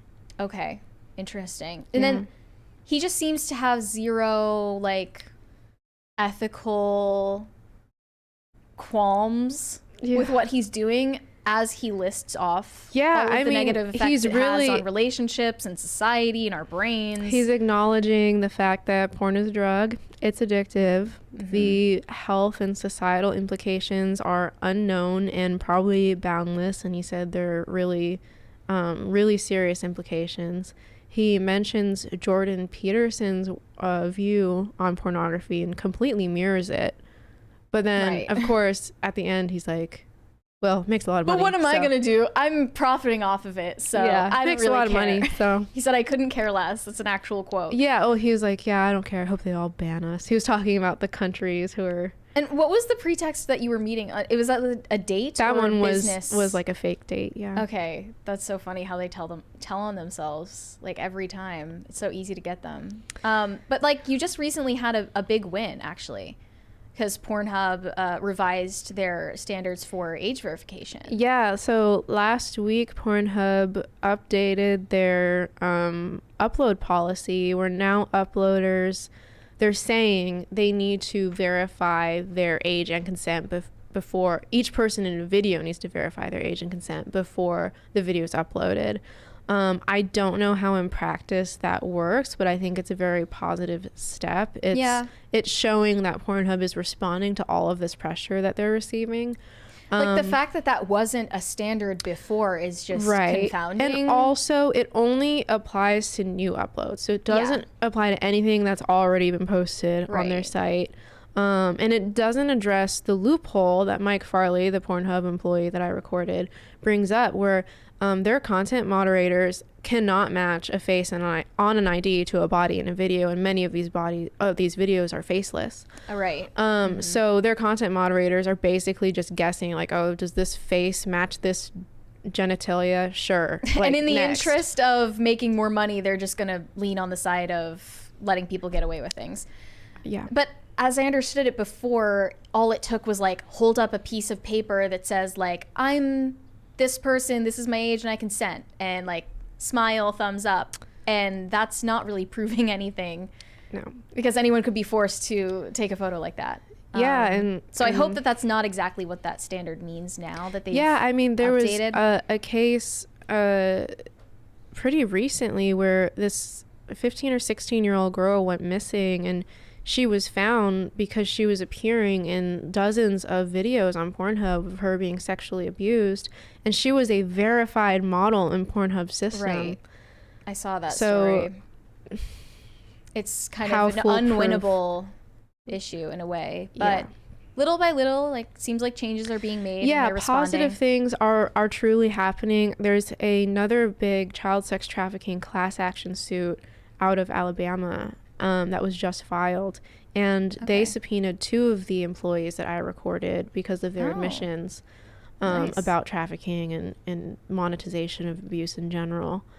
So they're going to have to take the witness stand in this new case. Okay. Big props to Sound Investigations and you specifically, and Layla Micklethwait with Trafficking Hub. Like, all of these people banding together. It's a really important issue, and it doesn't get enough attention because it's such it's such an emotionally charged issue, because it really, like, it gets to the core of people's morals and these feelings of shame that people have.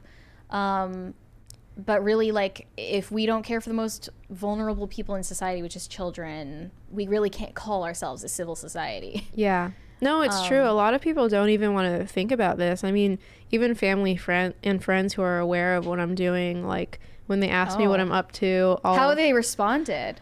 I think there's a lot of, like, feigned, like, oh, nice, that's really cool, I'm, good for you. And then it's just, like, very apparent how uncomfortable they are. And, really? Yeah, but, it is what it is. Yeah, I mean, keep doing what you're doing. Yeah. You're doing good work. We got a lot of $20 super chats that we missed here. Up there from Not That Jon Stewart. Got that one? He said, it embarrasses you, Mary. Totally worth it. There you go. Okay, well, it'll take $100 to do that again. So did we miss a couple up Gordon there? Shumway said, Arden, I am so sorry you had to go through that. I hope you keep doing the work you talked about on Culture War this morning. Expose all of those creeps, groomers, and predators. Keep sticking it to the man. Thank you. I will. Disco Jensen. There's one up there from Baron of Grey Matter. Did you get the one about blue hair and soulless shoes? Oh, he said blue hair and new soulless shoes are a perfect way to identify folks to not associate with. The zombie mind virus is a real thing. Your current hair color is very fitting. Thanks. You're welcome, I guess. And Disco Jensen sent $20 without a message. I think we're caught up now. Let's just get back up and let's get right back on topic. Let's talk about what we were going to talk about with the actors, Mary. So Evie Magazine published this thread talking about actors who have refused to do kissing scenes and intimacy scenes because they're married, and out of loyalty to their spouses, they don't want to betray them in that way, by even if it's just an acting job. You can see it as a job, but for them it was more personal, and this is not the norm in Hollywood. Usually it's the expectation that you, as Arden said, you are expected to do intimacy scenes and have no boundaries around what you're willing to do on camera in order to keep working, and you might get the risk of an unofficial blacklisting in the industry if you don't. And I think that that's what happened to Neil McDonough. He's the first one on the list, and a lot of people are saying, haven't heard from him in a while.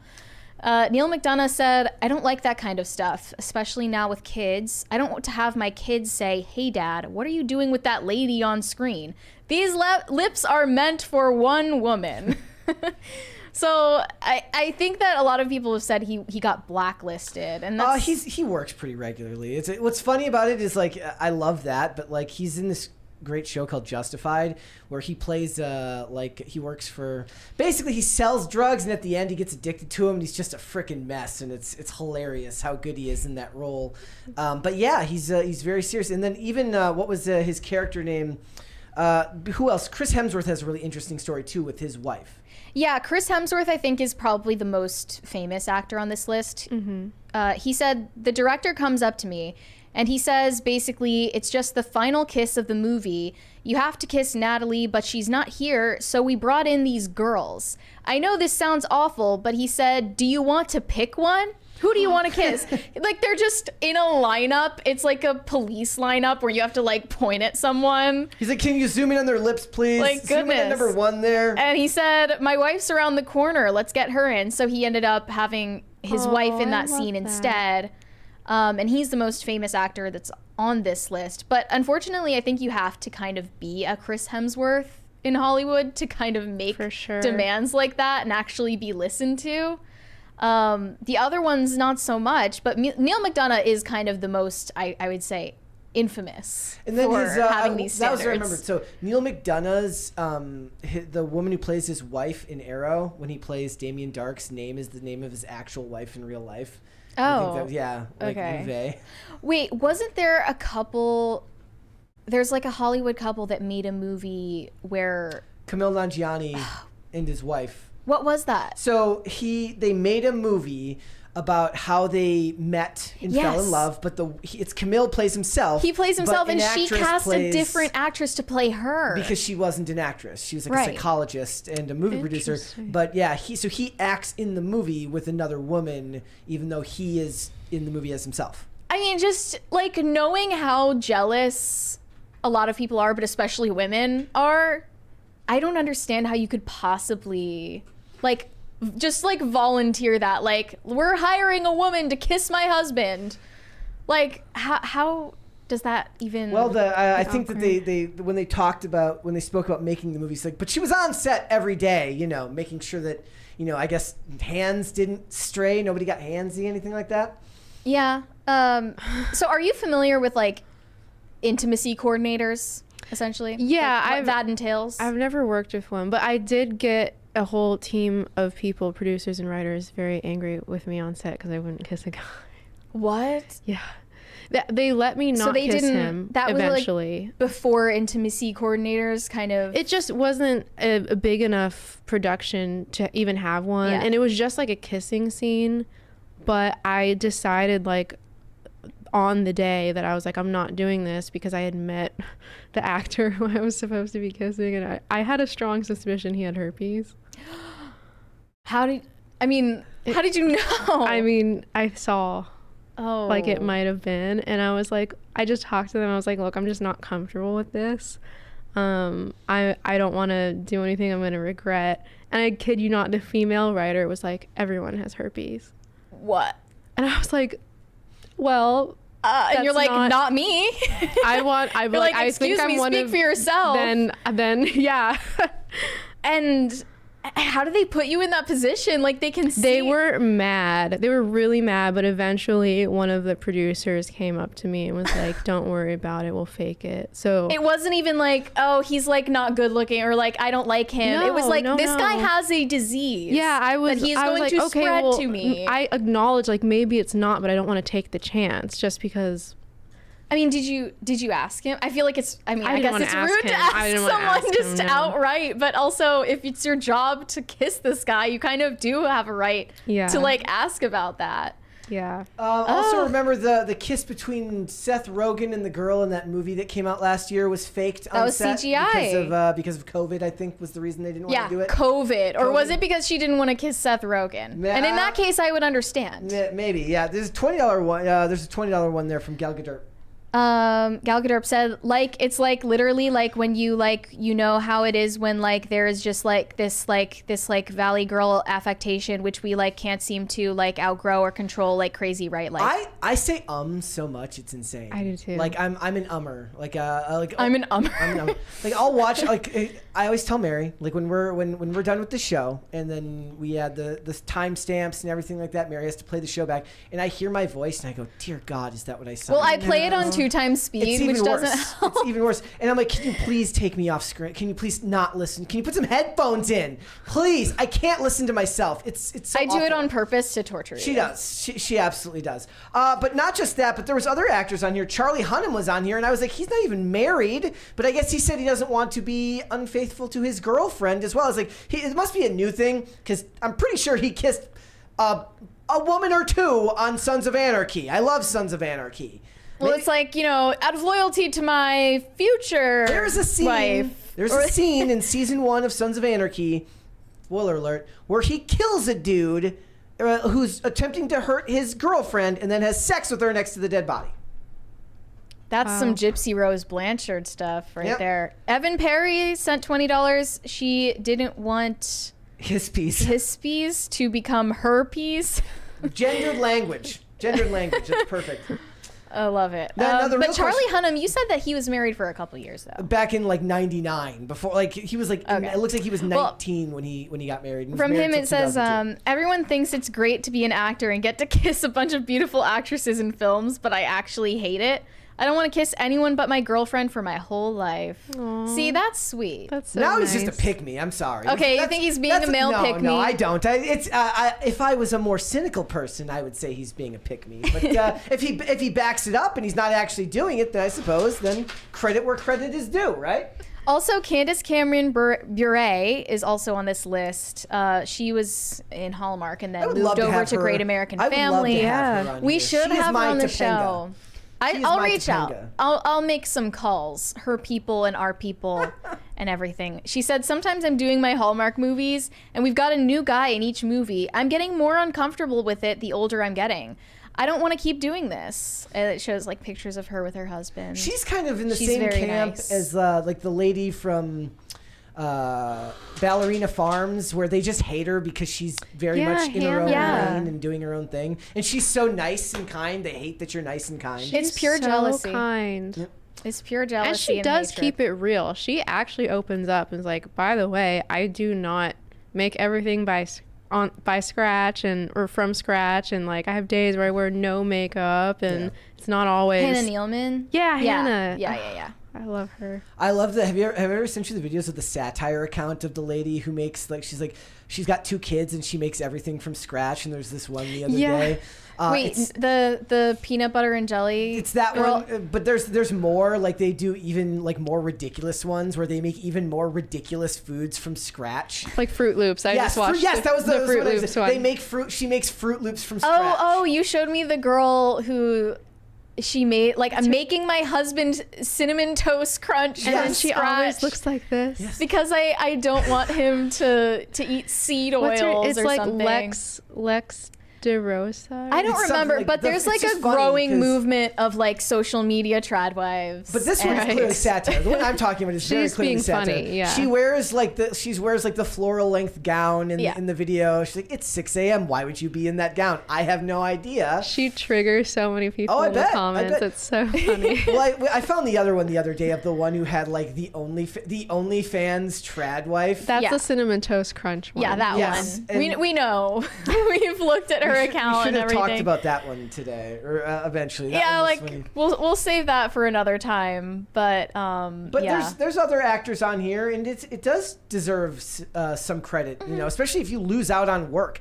Like it is fair to point out that all of these actors that are being mentioned can kind of write their own ticket. They're big enough actors that they can afford to make those calls. It's a lot harder, I'm sure, when you're a lesser known actor and you want to stand on your morals when that is the type of work that can get you to the next level and advance your career further. Or like not even morals, but just like personal boundaries. Like that's not even a moral thing. It was just like in your case, you suspected that this man would literally spread a disease to you. That's not a moral thing. It's not trying to like shame anyone who would do that scene. but they got so angry at you. They were so mad. Like, what did they try to like lecture you about it, or was it more like you were just getting dirty looks? Because the writer was a female, and she's the one who was actually like, well, like you knew there was a kiss going into this, and I was like, yes, I did. This concern just kind of popped up for me. How would you have been able to predict that problem? Yeah, she was literally like, well, everyone has herpes. That's so and I was bizarre. like, it's the sexually transmitted disease version of everyone's doing it. Yeah. It's the cool new thing these days. It's, herpes. like I always make the joke. I never experienced the cool kids saying, "Why don't you do these drugs?" I found drugs all on my own, but nobody was ever like, "You want to do these drugs, kid? Drugs are cool." That was never a thing. At least not that I ever experienced. But apparently it is. You know, it's kind of like the myth of the person going around giving out free samples. I also was never given these mythical free drugs. But you just go to drug Costco and there are just samples exactly. everywhere. Like, the idea that there's everyone, it's getting cool. It's cool to get herpes. She says that's just weird. It's really trendy. You'll be like Lena Dunham in Girls. And on the topic of sex scenes in general, I wanted to bring up this comment from Cillian Murphy about Oppenheimer recently, because a lot of people who watched Oppenheimer thought those sex scenes between Oppenheimer and Jean Tatlock seemed unnecessary. And I mean, I just personally don't want to look at Florence Pugh naked. That's just my personal preference. I'm sure I share it with plenty of people. And Cillian Murphy says that sex scene is essential to the story. And I would say sex scenes are never essential to the story, but here's what he said. It was his relationship with Jean Tatlock which was the thing that really made him lose his security clearance and ultimately cost his career. I think it was vital to highlight the intimacy and closeness of their relationship. And this is what he told the New York Times about it. I guess they were saying the artistic reason that this is necessary is it highlights how uncomfortable he was and how invasive the interrogation was. You can come up with all of these explanations all day and have the most pretentious justifications for the reasons like behind these sex scenes, but I think it really is just that Hollywood is kind of full of perverts who like to add these things where they do not belong. I mean, I don't know if Nolan would fit into that category. Like, this is, like I said, it was weird to see this in a Nolan movie anyways, unless, like, it just didn't Is that rare for his projects? He doesn't do a lot of I don't know how many of his movies have been R-rated, but... I've never seen a Nolan movie before that had a sex scene in it. Yeah, so, like, it was, to me, it felt like a studio note that it had to be there, but I also could buy that there is a pretentious writer and director that come up with the logic behind why it needs to be in there. And the thing is, when you work in a subjective field like that, that's as good as as good of a reason as any for them. Like, it doesn't matter. And I just didn't. And then you found out that the camera broke down on set, and they had to like stay there naked and wait for the camera sitting to get there. fixed. So awkward. Yeah. So awkward. Well, that's kind of what I was talking about, is what actors are told in these classes, like sex somehow in a scene is automatically just like the most amazing raw thing, you know? I will point out, Sketch Therapy says they could be in the bed under the covers, same effect.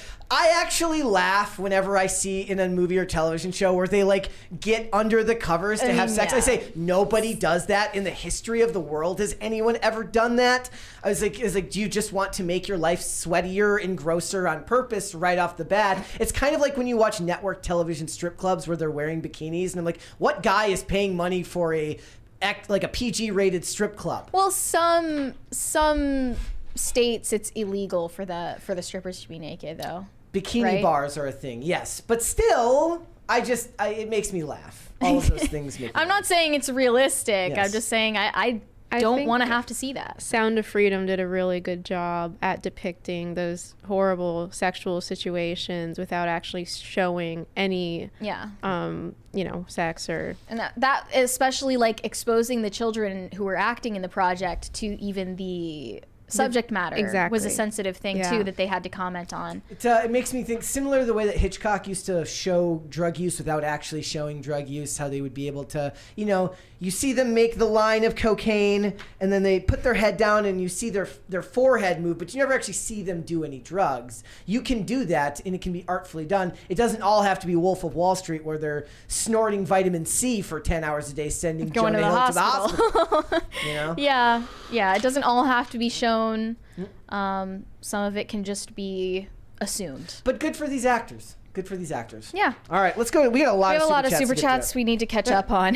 Shane H. Wilder said, "Happy Groundhog Day, everyone." I have a feeling that's going to be a theme today. He also said, "Happy Candlemas Mary." And Corey Anderson, Disco Jensen said, "Blue hair pick." Got it. Done.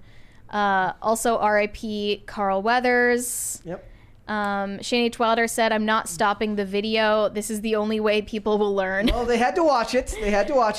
Let's do 3 more. Shane H. Wilder said, "The groundhog came out. Who knew he was gay?"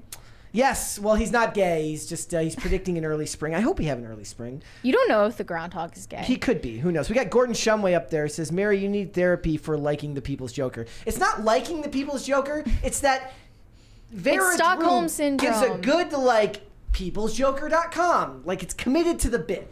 Yeah. Committed to the bit. Yeah. I mean, the idea is horrible and cringe, but good delivery. Papa Piker says, "I'm a big fan of Suicide Squad." Clip it. Also, as funny as that may be, nobody's actually a big fan of that movie. That's not a thing. Like, there are big fans of Chris. Thank you. There are big fans of the Justice League or of Batman vs Superman, or there's big fans of Zack Snyder. There are not big fans of the first Suicide Squad movie. It's not a thing. Swad. Swad. Not that Jon Stewart said R.I.P. Carl Weathers. And then do one more from Disco Jensen. Unknown said, "Good to see Miracle back on the show." Okay. No inside jokes. Yes, guys, that won't make any sense. So let's hold off on the rest and let's come back after the fact. We got one more to get through, and this one's even more depressing, is it not, Mary? These stories just keep on happening, like elementary school teachers that have OnlyFans, cops that have OnlyFans, but this time it's honestly worse than all of those stories. This mom was banned from her own son's school. It's a Christian school, because she was advertising her OnlyFans page on the back of her car with a sticker decal that shows OnlyFans.com. She goes by Piper Fawn on the platform. But this is getting coverage right now because the school had to respond. Other parents were complaining about it. And now she is banned from picking her kids up from school, at least in that car. I mean, she could pick them up through some other means, but don't advertise your OnlyFans while you're at it. I think that's a reasonable request. So this woman is Michelle Klein. She's 35 years old. She's now forced to walk her children across a busy street to get them to class. Oh, that must be so hard for you. The real thing is, why wouldn't she get just like one of those removable stickers that you can have just... like magnetic. Yeah. Or just don't. I'm just thinking do OnlyFans. Or just don't advertise it on your car that your children are in. Some parents want her family expelled from the school. It's called Liberty Christian Preparatory School. It's not the kids' fault. That is so embarrassing. No, it's not. It's not their fault. But I mean, what else are they supposed to do? Like, this is a private school. They can kind of expel whoever they want. She's defending her decision, though. She said, "I don't think it's right. People are going to be offended by all sorts of things, different bumper stickers, whatever. But at the end of the day, this is something that supports my family." I mean, it would be different if you were a dentist and you had a sticker that has your dental practice on the back of your car. But you are a digital prostitute and you really don't deserve the same privileges as the rest of society. But it's a really radical opinion these days. So don't listen to me. I'm crazy, right? Yes. I mean, especially because it wouldn't be acceptable if it were a public school or a secular school, but really, your kid goes to a Christian school. You're paying for that. And you expected this to go over well? I'm paying for this school, and I should be allowed to advertise my porn at your school because I'm paying for it, she says.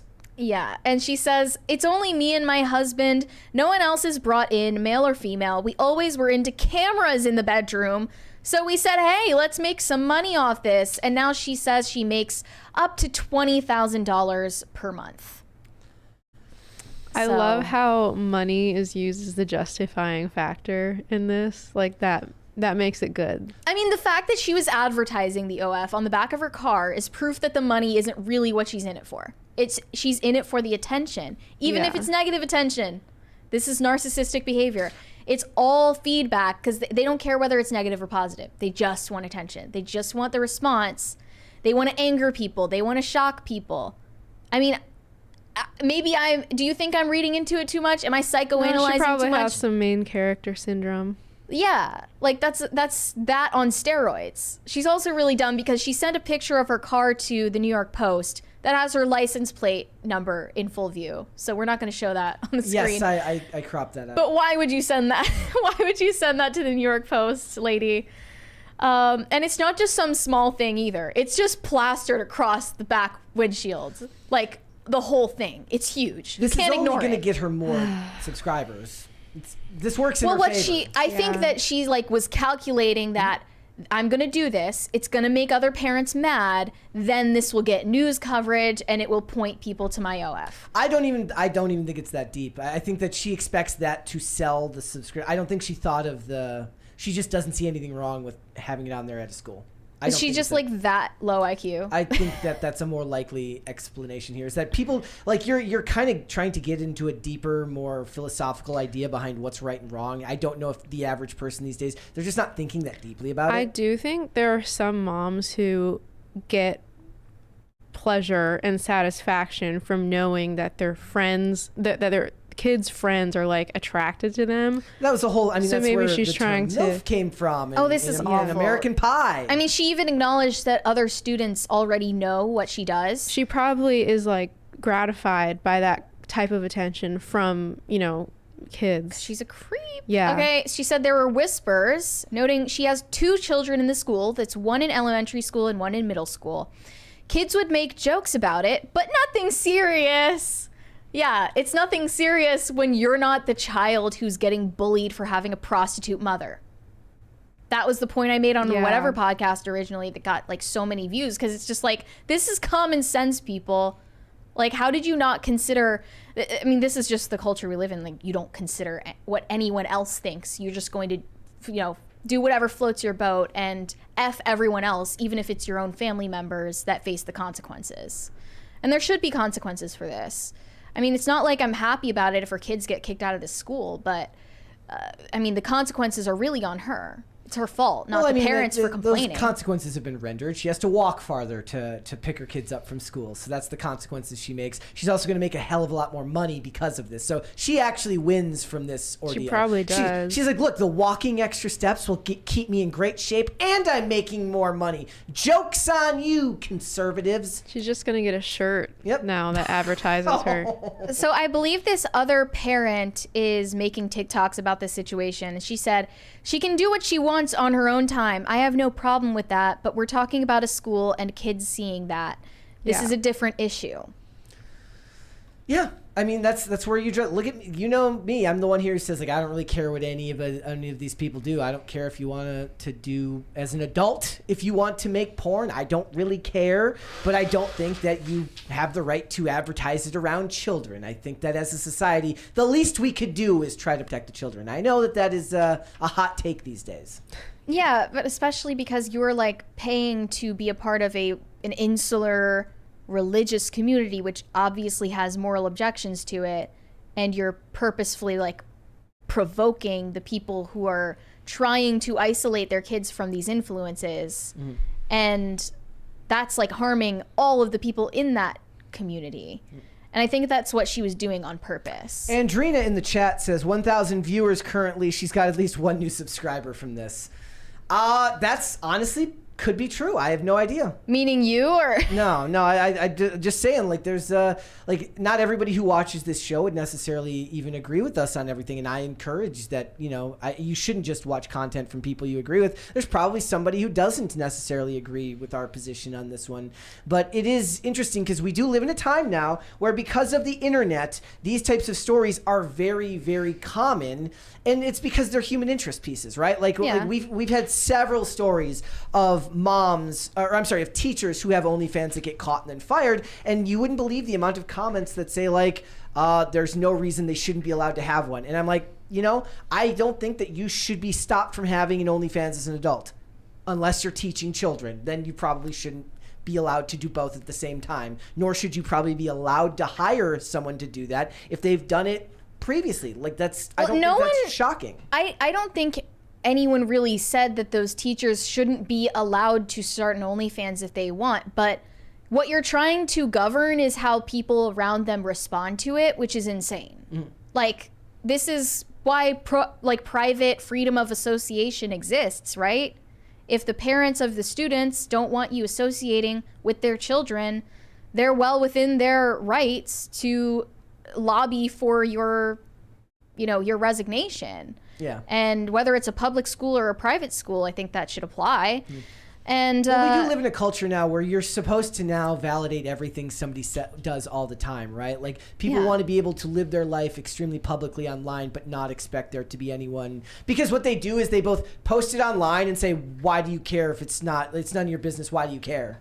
Well, you're making it. You're shoving it in everyone's face. You've put it into the public sphere, and anytime you choose to live publicly, you have to accept that the world is not going to always work the way that you want it to. You're going to open yourself up to both the people who support you, but also the people who don't like what you're doing either. And I don't think that that's unreasonable. It's such an obtuse question, too. I hate that. Like, why do you care so much? Like, I don't know. Because we live in a society, and the things that people do affect other people. We live in a society. Yep. The Joker was right, and this is just more proof of that.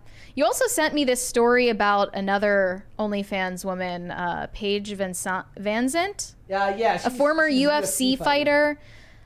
She was offered $50,000 by one of her subscribers to cut off a lock of her hair. And I assume send it to him? Yeah, and nail clippings as well. Ew. Gross. The world How much hair? Just curious. The world is a weird and crazy place, ladies and gentlemen. Ugh. Just like, I wonder what will get us back to some sanity in this culture. I'm just saying, like, I know it's rage baiting content, like this is outrage marketing, but it's true that the world is getting crazier and crazier. The world is a crazier place than it used to be. I still don't know if I agree with that. I feel like the internet just means that we see more of it and we push it to the foreground, and these people are always there. We got a $50 one there from Disco Jensen. It's not enough to have a father in the home. A strong father is needed. A true Christian father wouldn't be degenerate enough to allow and create content with his wife. Those kids are more high risk than if it was a single mother home in the hood. Think so? Think that's true? Yeah. I mean, she admitted that they're getting bullied for this. Yep. And she's just like, oh, it's no big deal because I get to do what I want and I get to gratify my desires and I get to enrich myself. So... And according to me, it's not serious. But we'll see how that turns out when they turn 18. I will, however, sell a lock of my hair for $50,000. I probably would too. I'm not gonna lie. If you want a lock of my hair, I'm not gonna let. Oh no! If you want to do some weird like witchcraft ritual with my hair, I didn't think about that. I am not gonna. I'm completely okay if you want to do witchcraft. Allow the possibility. Doesn't bother me. Don't care. They're gonna curse you, Brett. All right, let us know in the super chats if anyone wants. There's my godlessness. What is your crisis party wager for a lock of your hair? Let us know. I'd have to think about that one. All right. Think about it. Yep. All right, let's go to super chats. Isaac Martinez said, "Any movies you're excited for this year?" I am. What was it? They're asking like any movies specifically that we're excited to see this year. It was Argyle, obviously. Argyle. Are there any others? I mean, Dune 2 is also. We saw the preview for that, and I would have to look at There's seems like a list of movies that last year I knew all the movies so well coming out as we went through. We could look through this. So Blood and Honey 2 comes out in February. Anybody excited for that? I think The People's Joker is coming out this year. Correct. So. I know there's at least one more that I'm thinking of here that's not coming. What about the Ghostbusters Frozen Empire? I'm looking forward to with tentative excitement, hoping that it's as good as Afterlife was. What about the Bambi horror movie? I don't think that one comes out this year. What? Oh, The Ministry of Ungentlemanly Warfare. With Henry Cavill and Alan Ritchson. We didn't even bring up Alan Ritchson in the thing about. We could have used him as a critique point in that topic about people doing sex scenes when they're married, because he's got his own religious YouTube channel and he's blowing up in Hollywood right now, and he's had to do multiple sex scenes for Reacher seasons 1 and 2. Yes. Yep. I guess he just sees it as like part of the job. Deadpool 3 comes out this year. I like Nothing really seems to pique your interest. I'm looking for something. But I'm excited for the stupid ones like the Steamboat Willie movie. Ballerina comes out here. That's the expansion of the John Wick franchise universe, which might be good. Venom 3. I liked Venom 1. Oh, we could watch Twisters, the one about climate change. Did you know they're making a sequel to Twister? Oh, the A24 Civil War movie looks kind of interesting. But it was weird when we saw that trailer because it seems like there's no protagonist. Did you notice that? Yes, there are like no characters. The journalists are the protagonists. I guess. Which might be the most unrealistic thing I've ever seen in my life. Corey Anderson said, "Is this the young woman that was spilling the tea about the fat guy from the show Head of the Class?" Was that you? What? No. Is he talking about Dan Schneider or something? Yeah, I don't know. Sonic 3 also technically comes out this year in late December. T-Dog said, "Please watch the Spartacus TV show." I've gotten through. Sounds like something you would watch. Spartacus and Rome are both shows that I've gotten through like one season and then just never went back to. I should probably get back to that at some point. Those are those ones that there's always these shows that are like classics that I mean to. It's like The Sopranos. I never finished The Sopranos. I need to finish The Sopranos. But Rome and Spartacus are definitely ones that I need to watch. Surenko Productions said Santa is real. He may not be a real person, but parents embody the idea of Santa giving selflessly, reflecting the true spirit of Christmas. There you go. That's nice. I say tell your kids that Santa is real. Life is short and painful. Let them believe in something. Life is long and arduous if you don't actually have little joy. So give your kids some joy while you still can. Marco said Mary's hair. Wow. Yeah, it's certainly wow. Disco Jensen said Mary, Miss Japan is an actual woman. Still a win. There you go. See, we got that. We need to look on the bright side. She's actually female. Yes, she's actually a woman. Disco Jensen said, I remember there were commercials to remind parents that they actually had kids. It's 10 p.m. Do you know where your children are? Is that what the point of those commercials was? I had no idea about those commercials. Well, when people would say, come back when the streetlights turn on, that kind of thing. I guess those were real, but I never saw them. Corey Anderson said, do you all think women's undergarments are designed by men? It doesn't seem like women asked about comfort prior to manufacturing. Who designs them, ladies? I have no authority in this. I don't know. Probably gay men, if I had to guess, as are most fashion designers. Disco Jensen said, Brett, have you never heard of diss tracks and gossip rags? Yes, I have. Well, we wish we could go back to that time. Corey Anderson said, mocha equals fart breath. There will never be mocha shown on this show. That cat will never make another appearance on here after that. We have an arch nemesis. We have a cat arch nemesis. Really? She'll never be featured. Shane H. Wilder said, happy Groundhog Day, everyone. There it is again. Gordon Shumway, what's the difference between a soulless ginger with bangs and one without? P.S. Mary, don't forget to show us the blue hair. She did. Don't worry, I did not forget. Bucky Ducky said she's blue dubba dee dubba. There you go. DD Megadoodoo97 said, hey y'all, just wanted to stop by and congratulate you guys. You're being heavily suppressed right now in my recommend section. You're in the big leagues now. Also, bring back the blue. I am not going to bring back the blue, but thank you for the congrats. You're making progress. What I found is that when more people are disagreeing with you in the comments, it means the channel's doing better because it means it's ending up in the recommended feeds of people who are already looking for content similar to yours. So that's always a good thing when they disagree with you. Mm-hmm. They're wrong. But we are being shadow banned and oppressed, and we just got banned on TikTok. Help us, guys. Help us get to 100,000. Subscribe. Bullet Shepherd said, I'm blue Mary Debud. Shane H. Wilder said, it's all good, Mary. We all do stupid-ish as teens. She didn't say it was stupid. Did you say it was stupid? Did you say your hair was stupid? I don't think it was the best look, but it's better to experiment with hair colors than drugs. Somebody put that on a t-shirt. Yeah. So experiment with hair color, not drugs. Yeah. Or neither. Do hair dye, not drugs. Yeah. Corey Anderson said, told y'all Mary looked like Billie Eilish. I don't think I do. Maybe I did at the time, but I don't think you do. I don't really see it. Gordon Shumway said, now we have to wait on the TikTok where one of these barefoot girls complain about getting hepatitis from walking barefoot on the dirty streets. Well, if it isn't the consequences of one's own actions coming to roost. Disco Jensen said, we've all been there, Mary. I had blonde cornrows when Cisco was singing the thong song. Is that a vibe? That's aging. That's giving age right there, my friend. Wait, didn't you show me your cornrow picture once? I didn't have cornrows. I had I had a man bun. No, I thought you said that you got cornrows once when you were young. No, I had braids in my hair at one point when I was very, very young. My hair was very long at that point. Okay. Yeah, when I was like, and I took them out almost immediately. I couldn't hang.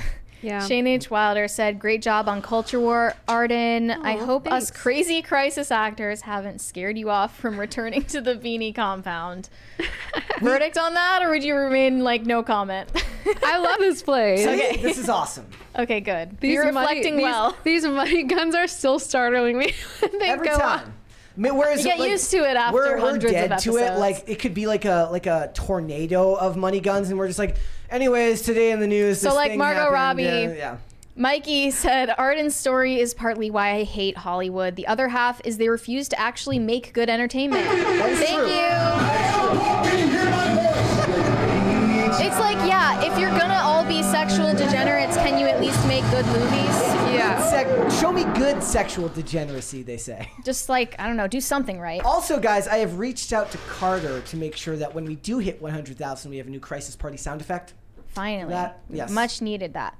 Disco Jensen said, that's Hollywood, baby. Yes. Rachel Zegler. Baby. Weird. What's your take on Rachel Zegler? I don't really have one. I don't know. Good for you. I support that. I'm team no strong opinions on most things. Gal Gadot. Yeah, I really like I don't know about most things. Yes. Make that merch. Gal Gadot said, one day women will be able to speak up about predators before they fail as actors or their careers wane, but not today. Oh, shut up. Oof. Well, shut up. Yeah, I don't think that that's really a fair assessment of what we talked about. Dreamcast Knight said, I live in the LA area, and I think this guy Arden had a bad experience with, did headshots for a friend of mine. He came off as really odd, and I was glad when we left, even though we were both dudes.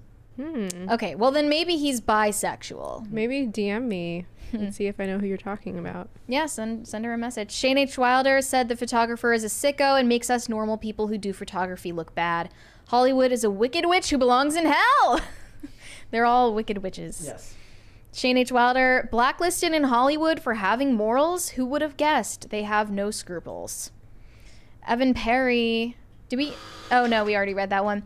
Disco Jensen said, Mary, don't beat Brett today. Start the weekend on a good note. Yes, we'll keep the physical violence. I wasn't going to until you said that. Yep. Shane H. Wilder said, happy Groundhog Day, everyone. Okay, I'm done with the Groundhog Day bit. Thank you. Thanks. Dr. Larsena said, you're awesome, Arden. If they stand you up at the gates of you know what, don't you dare back down. So many of us are ready to go once more into the breach with anyone who shows courage. Thanks. Corey Anderson asked Mary, can you dance? Do you know how to dance, Mary? No.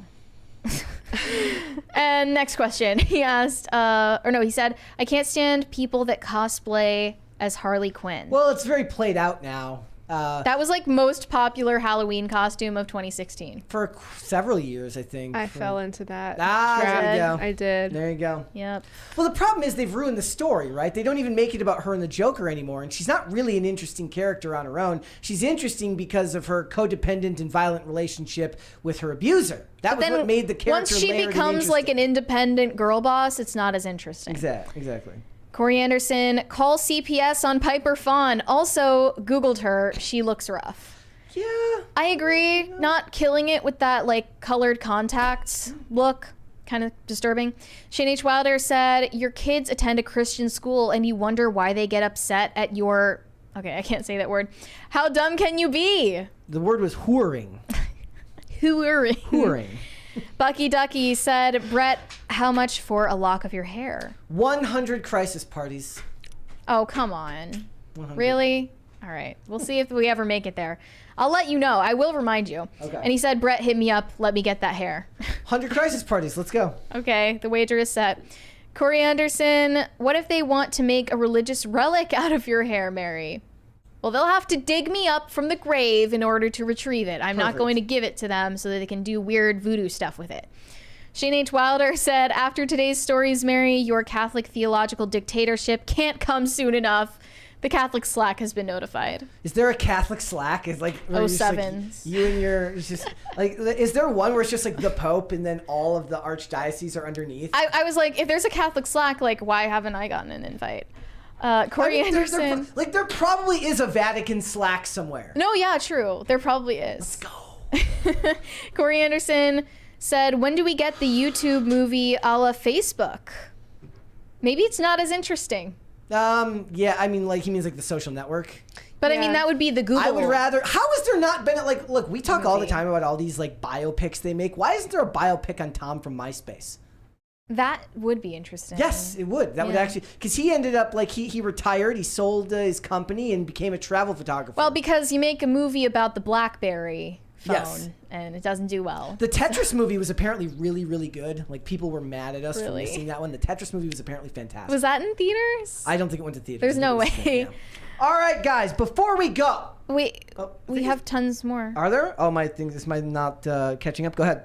Yeah. Okay, High Voltage 75 said 100K subs coming up fast. Any plans or ideas yet?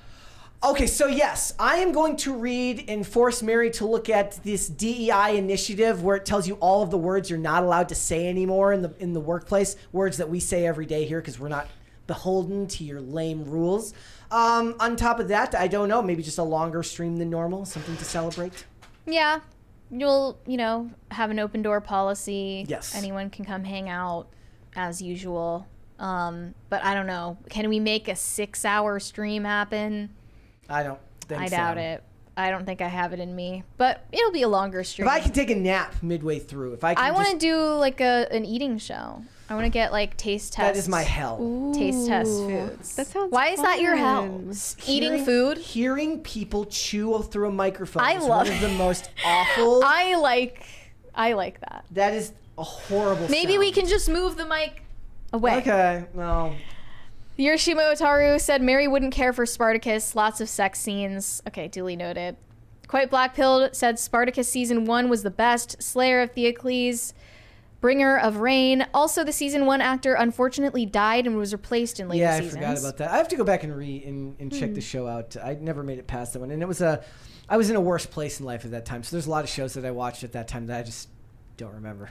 Bucky Ducky said y'all ain't suppressed. Always top of my recommended. There you go. Perfect. But it's like better to say that we're suppressed so that you guys feel bad for us. Whenever people say that about their channel, they're like, we're shadow banned. I'm like, are we really? Or are we just Are you though? Or are you really that important though? I always, at least about us, I'm like, I don't think I'm shadow. I don't think anybody cares enough about us to shadow ban us. Maybe. I don't know. Like who? Like Greta Gerwig and Barbie? Like people who work at YouTube who have like a bone to pick with Tim. I guess. I don't know. It just seems self-indulgent to me to think a little bit. It's kind of like we've made it here through sheer grit. Imagine like being one of these people who's like, oh, I don't want to die in a plane crash. I'm like, do you know how few people die in plane crashes? You would be the exception and not the rule. Do you think you're that 1 in special? 11 million. Do you think you're that special? So that's for me. I'm like, I'm not special. So why would I die in a plane crash? Keeps me safe every time I get in a plane. Greg Duvier said, how big of a super chat do I need to stop woke Twister? Hollywood, stop ruining my childhood. They're going to continue ruining my childhood. Climate change Twister movie. Stopping. The ninja from Pop Culture Planet said, Baba Booey, I'm a human, Baba Booey. There you go. Okay. Corey Anderson said, I don't know if we read this one. This is a $20 from Gordon Shumway. I'm sorry we missed this. He said, yes, those Where Are Your Kids commercials, our real MTV showed them. It was to remind the silent generation that us Gen Xers still existed and we're probably still outside. Don't lock us out. Ask me how's I know. There you go. Okay. I mean, I was like, for the most part, because I didn't get into trouble when I was young, I was pretty much allowed to just come and go as I pleased. Like, I would get home at like 3 in the morning on school nights and have to be up at 7. What? Yes. Well, I mean, I wasn't a great student, but I wasn't failing. And I had a job, and I was working, and I was skating full time, and I was traveling a lot. So I was given School was beneath you. I was given well, I wasn't a good student, but I wasn't getting horrible grades. And my dad had he looked at his son. He had the very realistic understanding that I was never going to be a genius or an academic. And then he allowed became me a podcaster. And I proved him right by becoming a podcaster. And for the most part, as long as I fulfilled my obligations, I was allowed to come and go as I pleased. And I didn't give him a reason not to trust me. I mean, that stuff happened later, but I was out of the house by then. So. Corey Anderson asked, Arden, are you done acting, and would you do a Daily Wire movie? That's a good question. I feel like I would do a Daily Wire movie. They should make a Mean Girls Daily Wire movie. Evil Girls. Which plastic would you play? I don't know. That's hard to say. I can see you with big hair, Gretchen. Thank you. Yeah, I would take Gretchen. Yeah. Corey Anderson also asked Arden, what is the strangest DM you've ever received? Every woman should be asked this question on podcasts, really. There's too many to count, aren't there? I know. There's like a lot of really weird ones. Especially with the work you do, but can anything come to mind? Not really. I mean, I did get like a weird, scary phone call. Someone called me and was just like breathing in the phone, and I was like, hello. It's like one of those things you see in movies and you think it's fake, but it actually happens. Well, they saw it in a movie and they're like being weirdos. They're like, I'm going to do that. Is this Arden Young? And I was like, yeah. And then he just hung up. Well, he got scared because he thought you were going to hang up, and then he didn't have a plan after that. Gal Gadot in the you chat were like, says yeah, that was me. and that was me. And he was like, oh shit, I didn't script after this. Okay, I don't think you answered. Are you done acting, like in general? Yeah, I left Hollywood. I'm done with Hollywood. I'm pursuing journalism full time. Cool. The Ninja from Pop Culture Planet said, thank God my human mother kept me out of acting school. I would have been destroyed. Now I get to make movies in the underground outside of Hollywood. Looks like God had a plan. Excellent. Cool. There you go. I guess you actually are an alien. Bucky Ducky said, no one tell Mary what happens at the barber shop. I don't actually go to like a barber shop per se out here. I do have the place that Carter showed me that I go to. What happens at the barber shop? You'll have to ask somebody else. I don't go to a barber shop. Okay. Rhaegar Targaryen said, speaking of Harley Quinn, just watched Mahler play through Suicide Squad Kills the Justice League. The cringe is real, and I wanted this to be good. Yeah, like, okay, so King Shark gets the lantern ring, which doesn't make any sense canonically with the comics. All of the superheroes have debasing deaths except for Wonder Woman. Of course, she gets a hero's death. It's called Kill the Justice League. What do you expect? Again, I think somebody said they pee on the Flash. The Flash gets pissed on. What? Yeah. Yep. That's crazy. How do they think of this stuff? Unless they hate those characters to begin with, which they do. Corey Anderson said, I have a feeling Mary will be incorruptible. I don't know. I wouldn't make any promises about that. Potatoes for Seamus said, Brett, why don't you wear your glasses when you're on Timcast IRL? Let's go. I've explained this before. The lighting in IRL is it's so fluorescent. I noticed that. Yes. It was very overhead. Oh, and it's like, so like first hour, I'm fine. Once you're getting into that second hour, first of all, then the hunger's starting to set in usually at that time. And my head like I just get off. a migraine, like a really bad migraine. As long as I keep the glasses off and drink as much water as I can without having to go to the bathroom, it usually keeps me from feeling just awful by the time it's done. You can get like blue light glasses. I'm too lazy to do that. Yeah. I've been talking about getting new glasses for like 6 months. Literally all, like I could do this any weekend and I just don't. I've also talked about getting prescription sunglasses. I just don't. Someday I'm going to die in a car accident because I don't have a way of like blocking the sun. Yeah, that is an issue. Yeah. Corey Anderson said Archer is an amazing, underrated show. Yeah, more people should watch Archer. Archer was great. Gordon Shumway, you're lucky, Brett. I used to get locked out of the house all the time. Sleeping in the backyard with the dogs sucked. That sounds horrible. Jeez. Shane H. Wilder said, have you seen the Vatican website? There's no way there's a Vatican Slack. Actually, that's a good point. It's like an Angel Fire website from the 90s. Well, it's pretty bare bones. Bare bones, I would say. Yeah. Bucky Ducky said, me Superchats about Mary. Brett, how can I make this about myself? Come on, bro. I love you, but come on. Wait, what? Which one is he talking about? He said, oh, no one tell Mary what happens at the barbershop. She asked me. Yeah, I don't know. What the hell are you talking about? I guess he's just trying to make you mad. You're acting crazy. You're acting like your mother. You're acting a little bit like your father when And he you gets need to calm he's in a down. bad mood. And I think you need to eat something and calm down. Okay? All right, guys. Before we go, would you hit the like button on this video, please, and subscribe to this channel if you have not done so already. Thank you very much for that. We are working our way to 100,000 subscribers. We want to get there as quickly as possible, so come be part of all the fun. We appreciate it very much. And Arden, thank you. Thank you for having me. Let everyone know where they can find you. Yeah, Twitter is probably the best place. Arden_young_. We have it linked in the description here, so everyone can find it. We've also got a link to the Sound Investigations website. Thank you. Yes. Yeah. All right, Mary, there's a $20 one there, and then we're good to go. Oh, Superpowers said in the description for Green Lantern, they call him a black man, one of the good ones. You couldn't make this shit up if you were actually racist. Ugh. Is that serious? I don't know. And then Shane H. Wilder said that's not even a mobile version, LOL. So the mobile version's even worse of the Vatican website? It's not great. And I have used it. Okay, you can send me validation on Instagram. Actually, Mary, we're almost at a 9th crisis party, so maybe we should just sit here. see if somebody wants to yell at me more for interrupting you. I think we'll get there. Okay. All right. Let everyone know very slowly, Mary, where they can find you. You can send me validation on Instagram at Mary Archived, or you can send me hate on X. That is also Mary Archived. And maybe we should include... And I will not let you down. That is the best Ron DeSantis impression I've ever seen. What do you think what's he doing now that he's not running for president anymore? Oh, you know, golf with the boys. I think they bought a new dog. Fighting alligators. There you go. Florida That's good. stuff. What if he makes like a guest appearance in Grand Theft Auto 6? That'd be great. That would be iconic. That would. Miami. Yeah.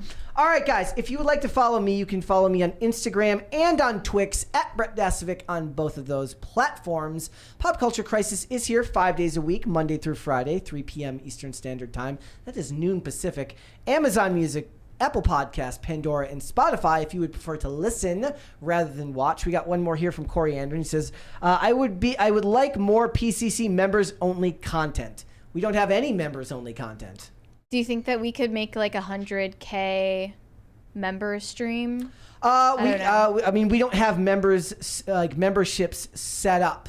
Yeah. On the thing, so we wouldn't be able to do that. But we could, theoretically, there could be Timcast content that could come out for it. It's just because, like, as we're trying to grow the YouTube channel, we want to prioritize it and getting more people on the YouTube channel. There's one more. There's a big one here, Mary, from Latveria 1024. Weekend is here. Yes, thank you for the big super chat. And thank you for that 9th crisis party. Which means you guys will get that one as a post-credit scene. Guys, if you want to follow the show on social media, we are on Twix at popculture_show, Facebook at popculturecrisis because we're not on TikTok anymore, and on Instagram at popculturecrisispod. Couple more here. One from Potatoes for Seamus says, "Happy Friday, Brent."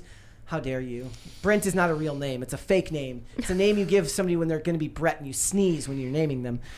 Disco Jensen, the way they did Batman dirty guarantees I'll never buy another Rocksteady game again. At least Batman kind of went down without like begging for his life, though it wasn't necessarily like a heroic death. He didn't cower out. Corey Anderson says fart, and Gordon Shumway says Brett, stop interrupting Mary! Exclamation mark! Exclamation mark! Exclamation mark! Exclamation mark! I don't know who's interrupting who anymore. At any given day, you could watch like a segment of one of our videos, and somebody says, "Brett, stop interrupting Mary," and in the same video, somebody say, "Mary, stop interrupting Brett." It happens all the time. Always. And Shane H. Wilder said Mary bleaching Brett's hair was members only. Oh, for the website. Yeah. If you guys aren't members on Timcast, you can go watch that throwback content. All right, guys, we will be back with another episode on Monday. We will see you then. Bye. Bye.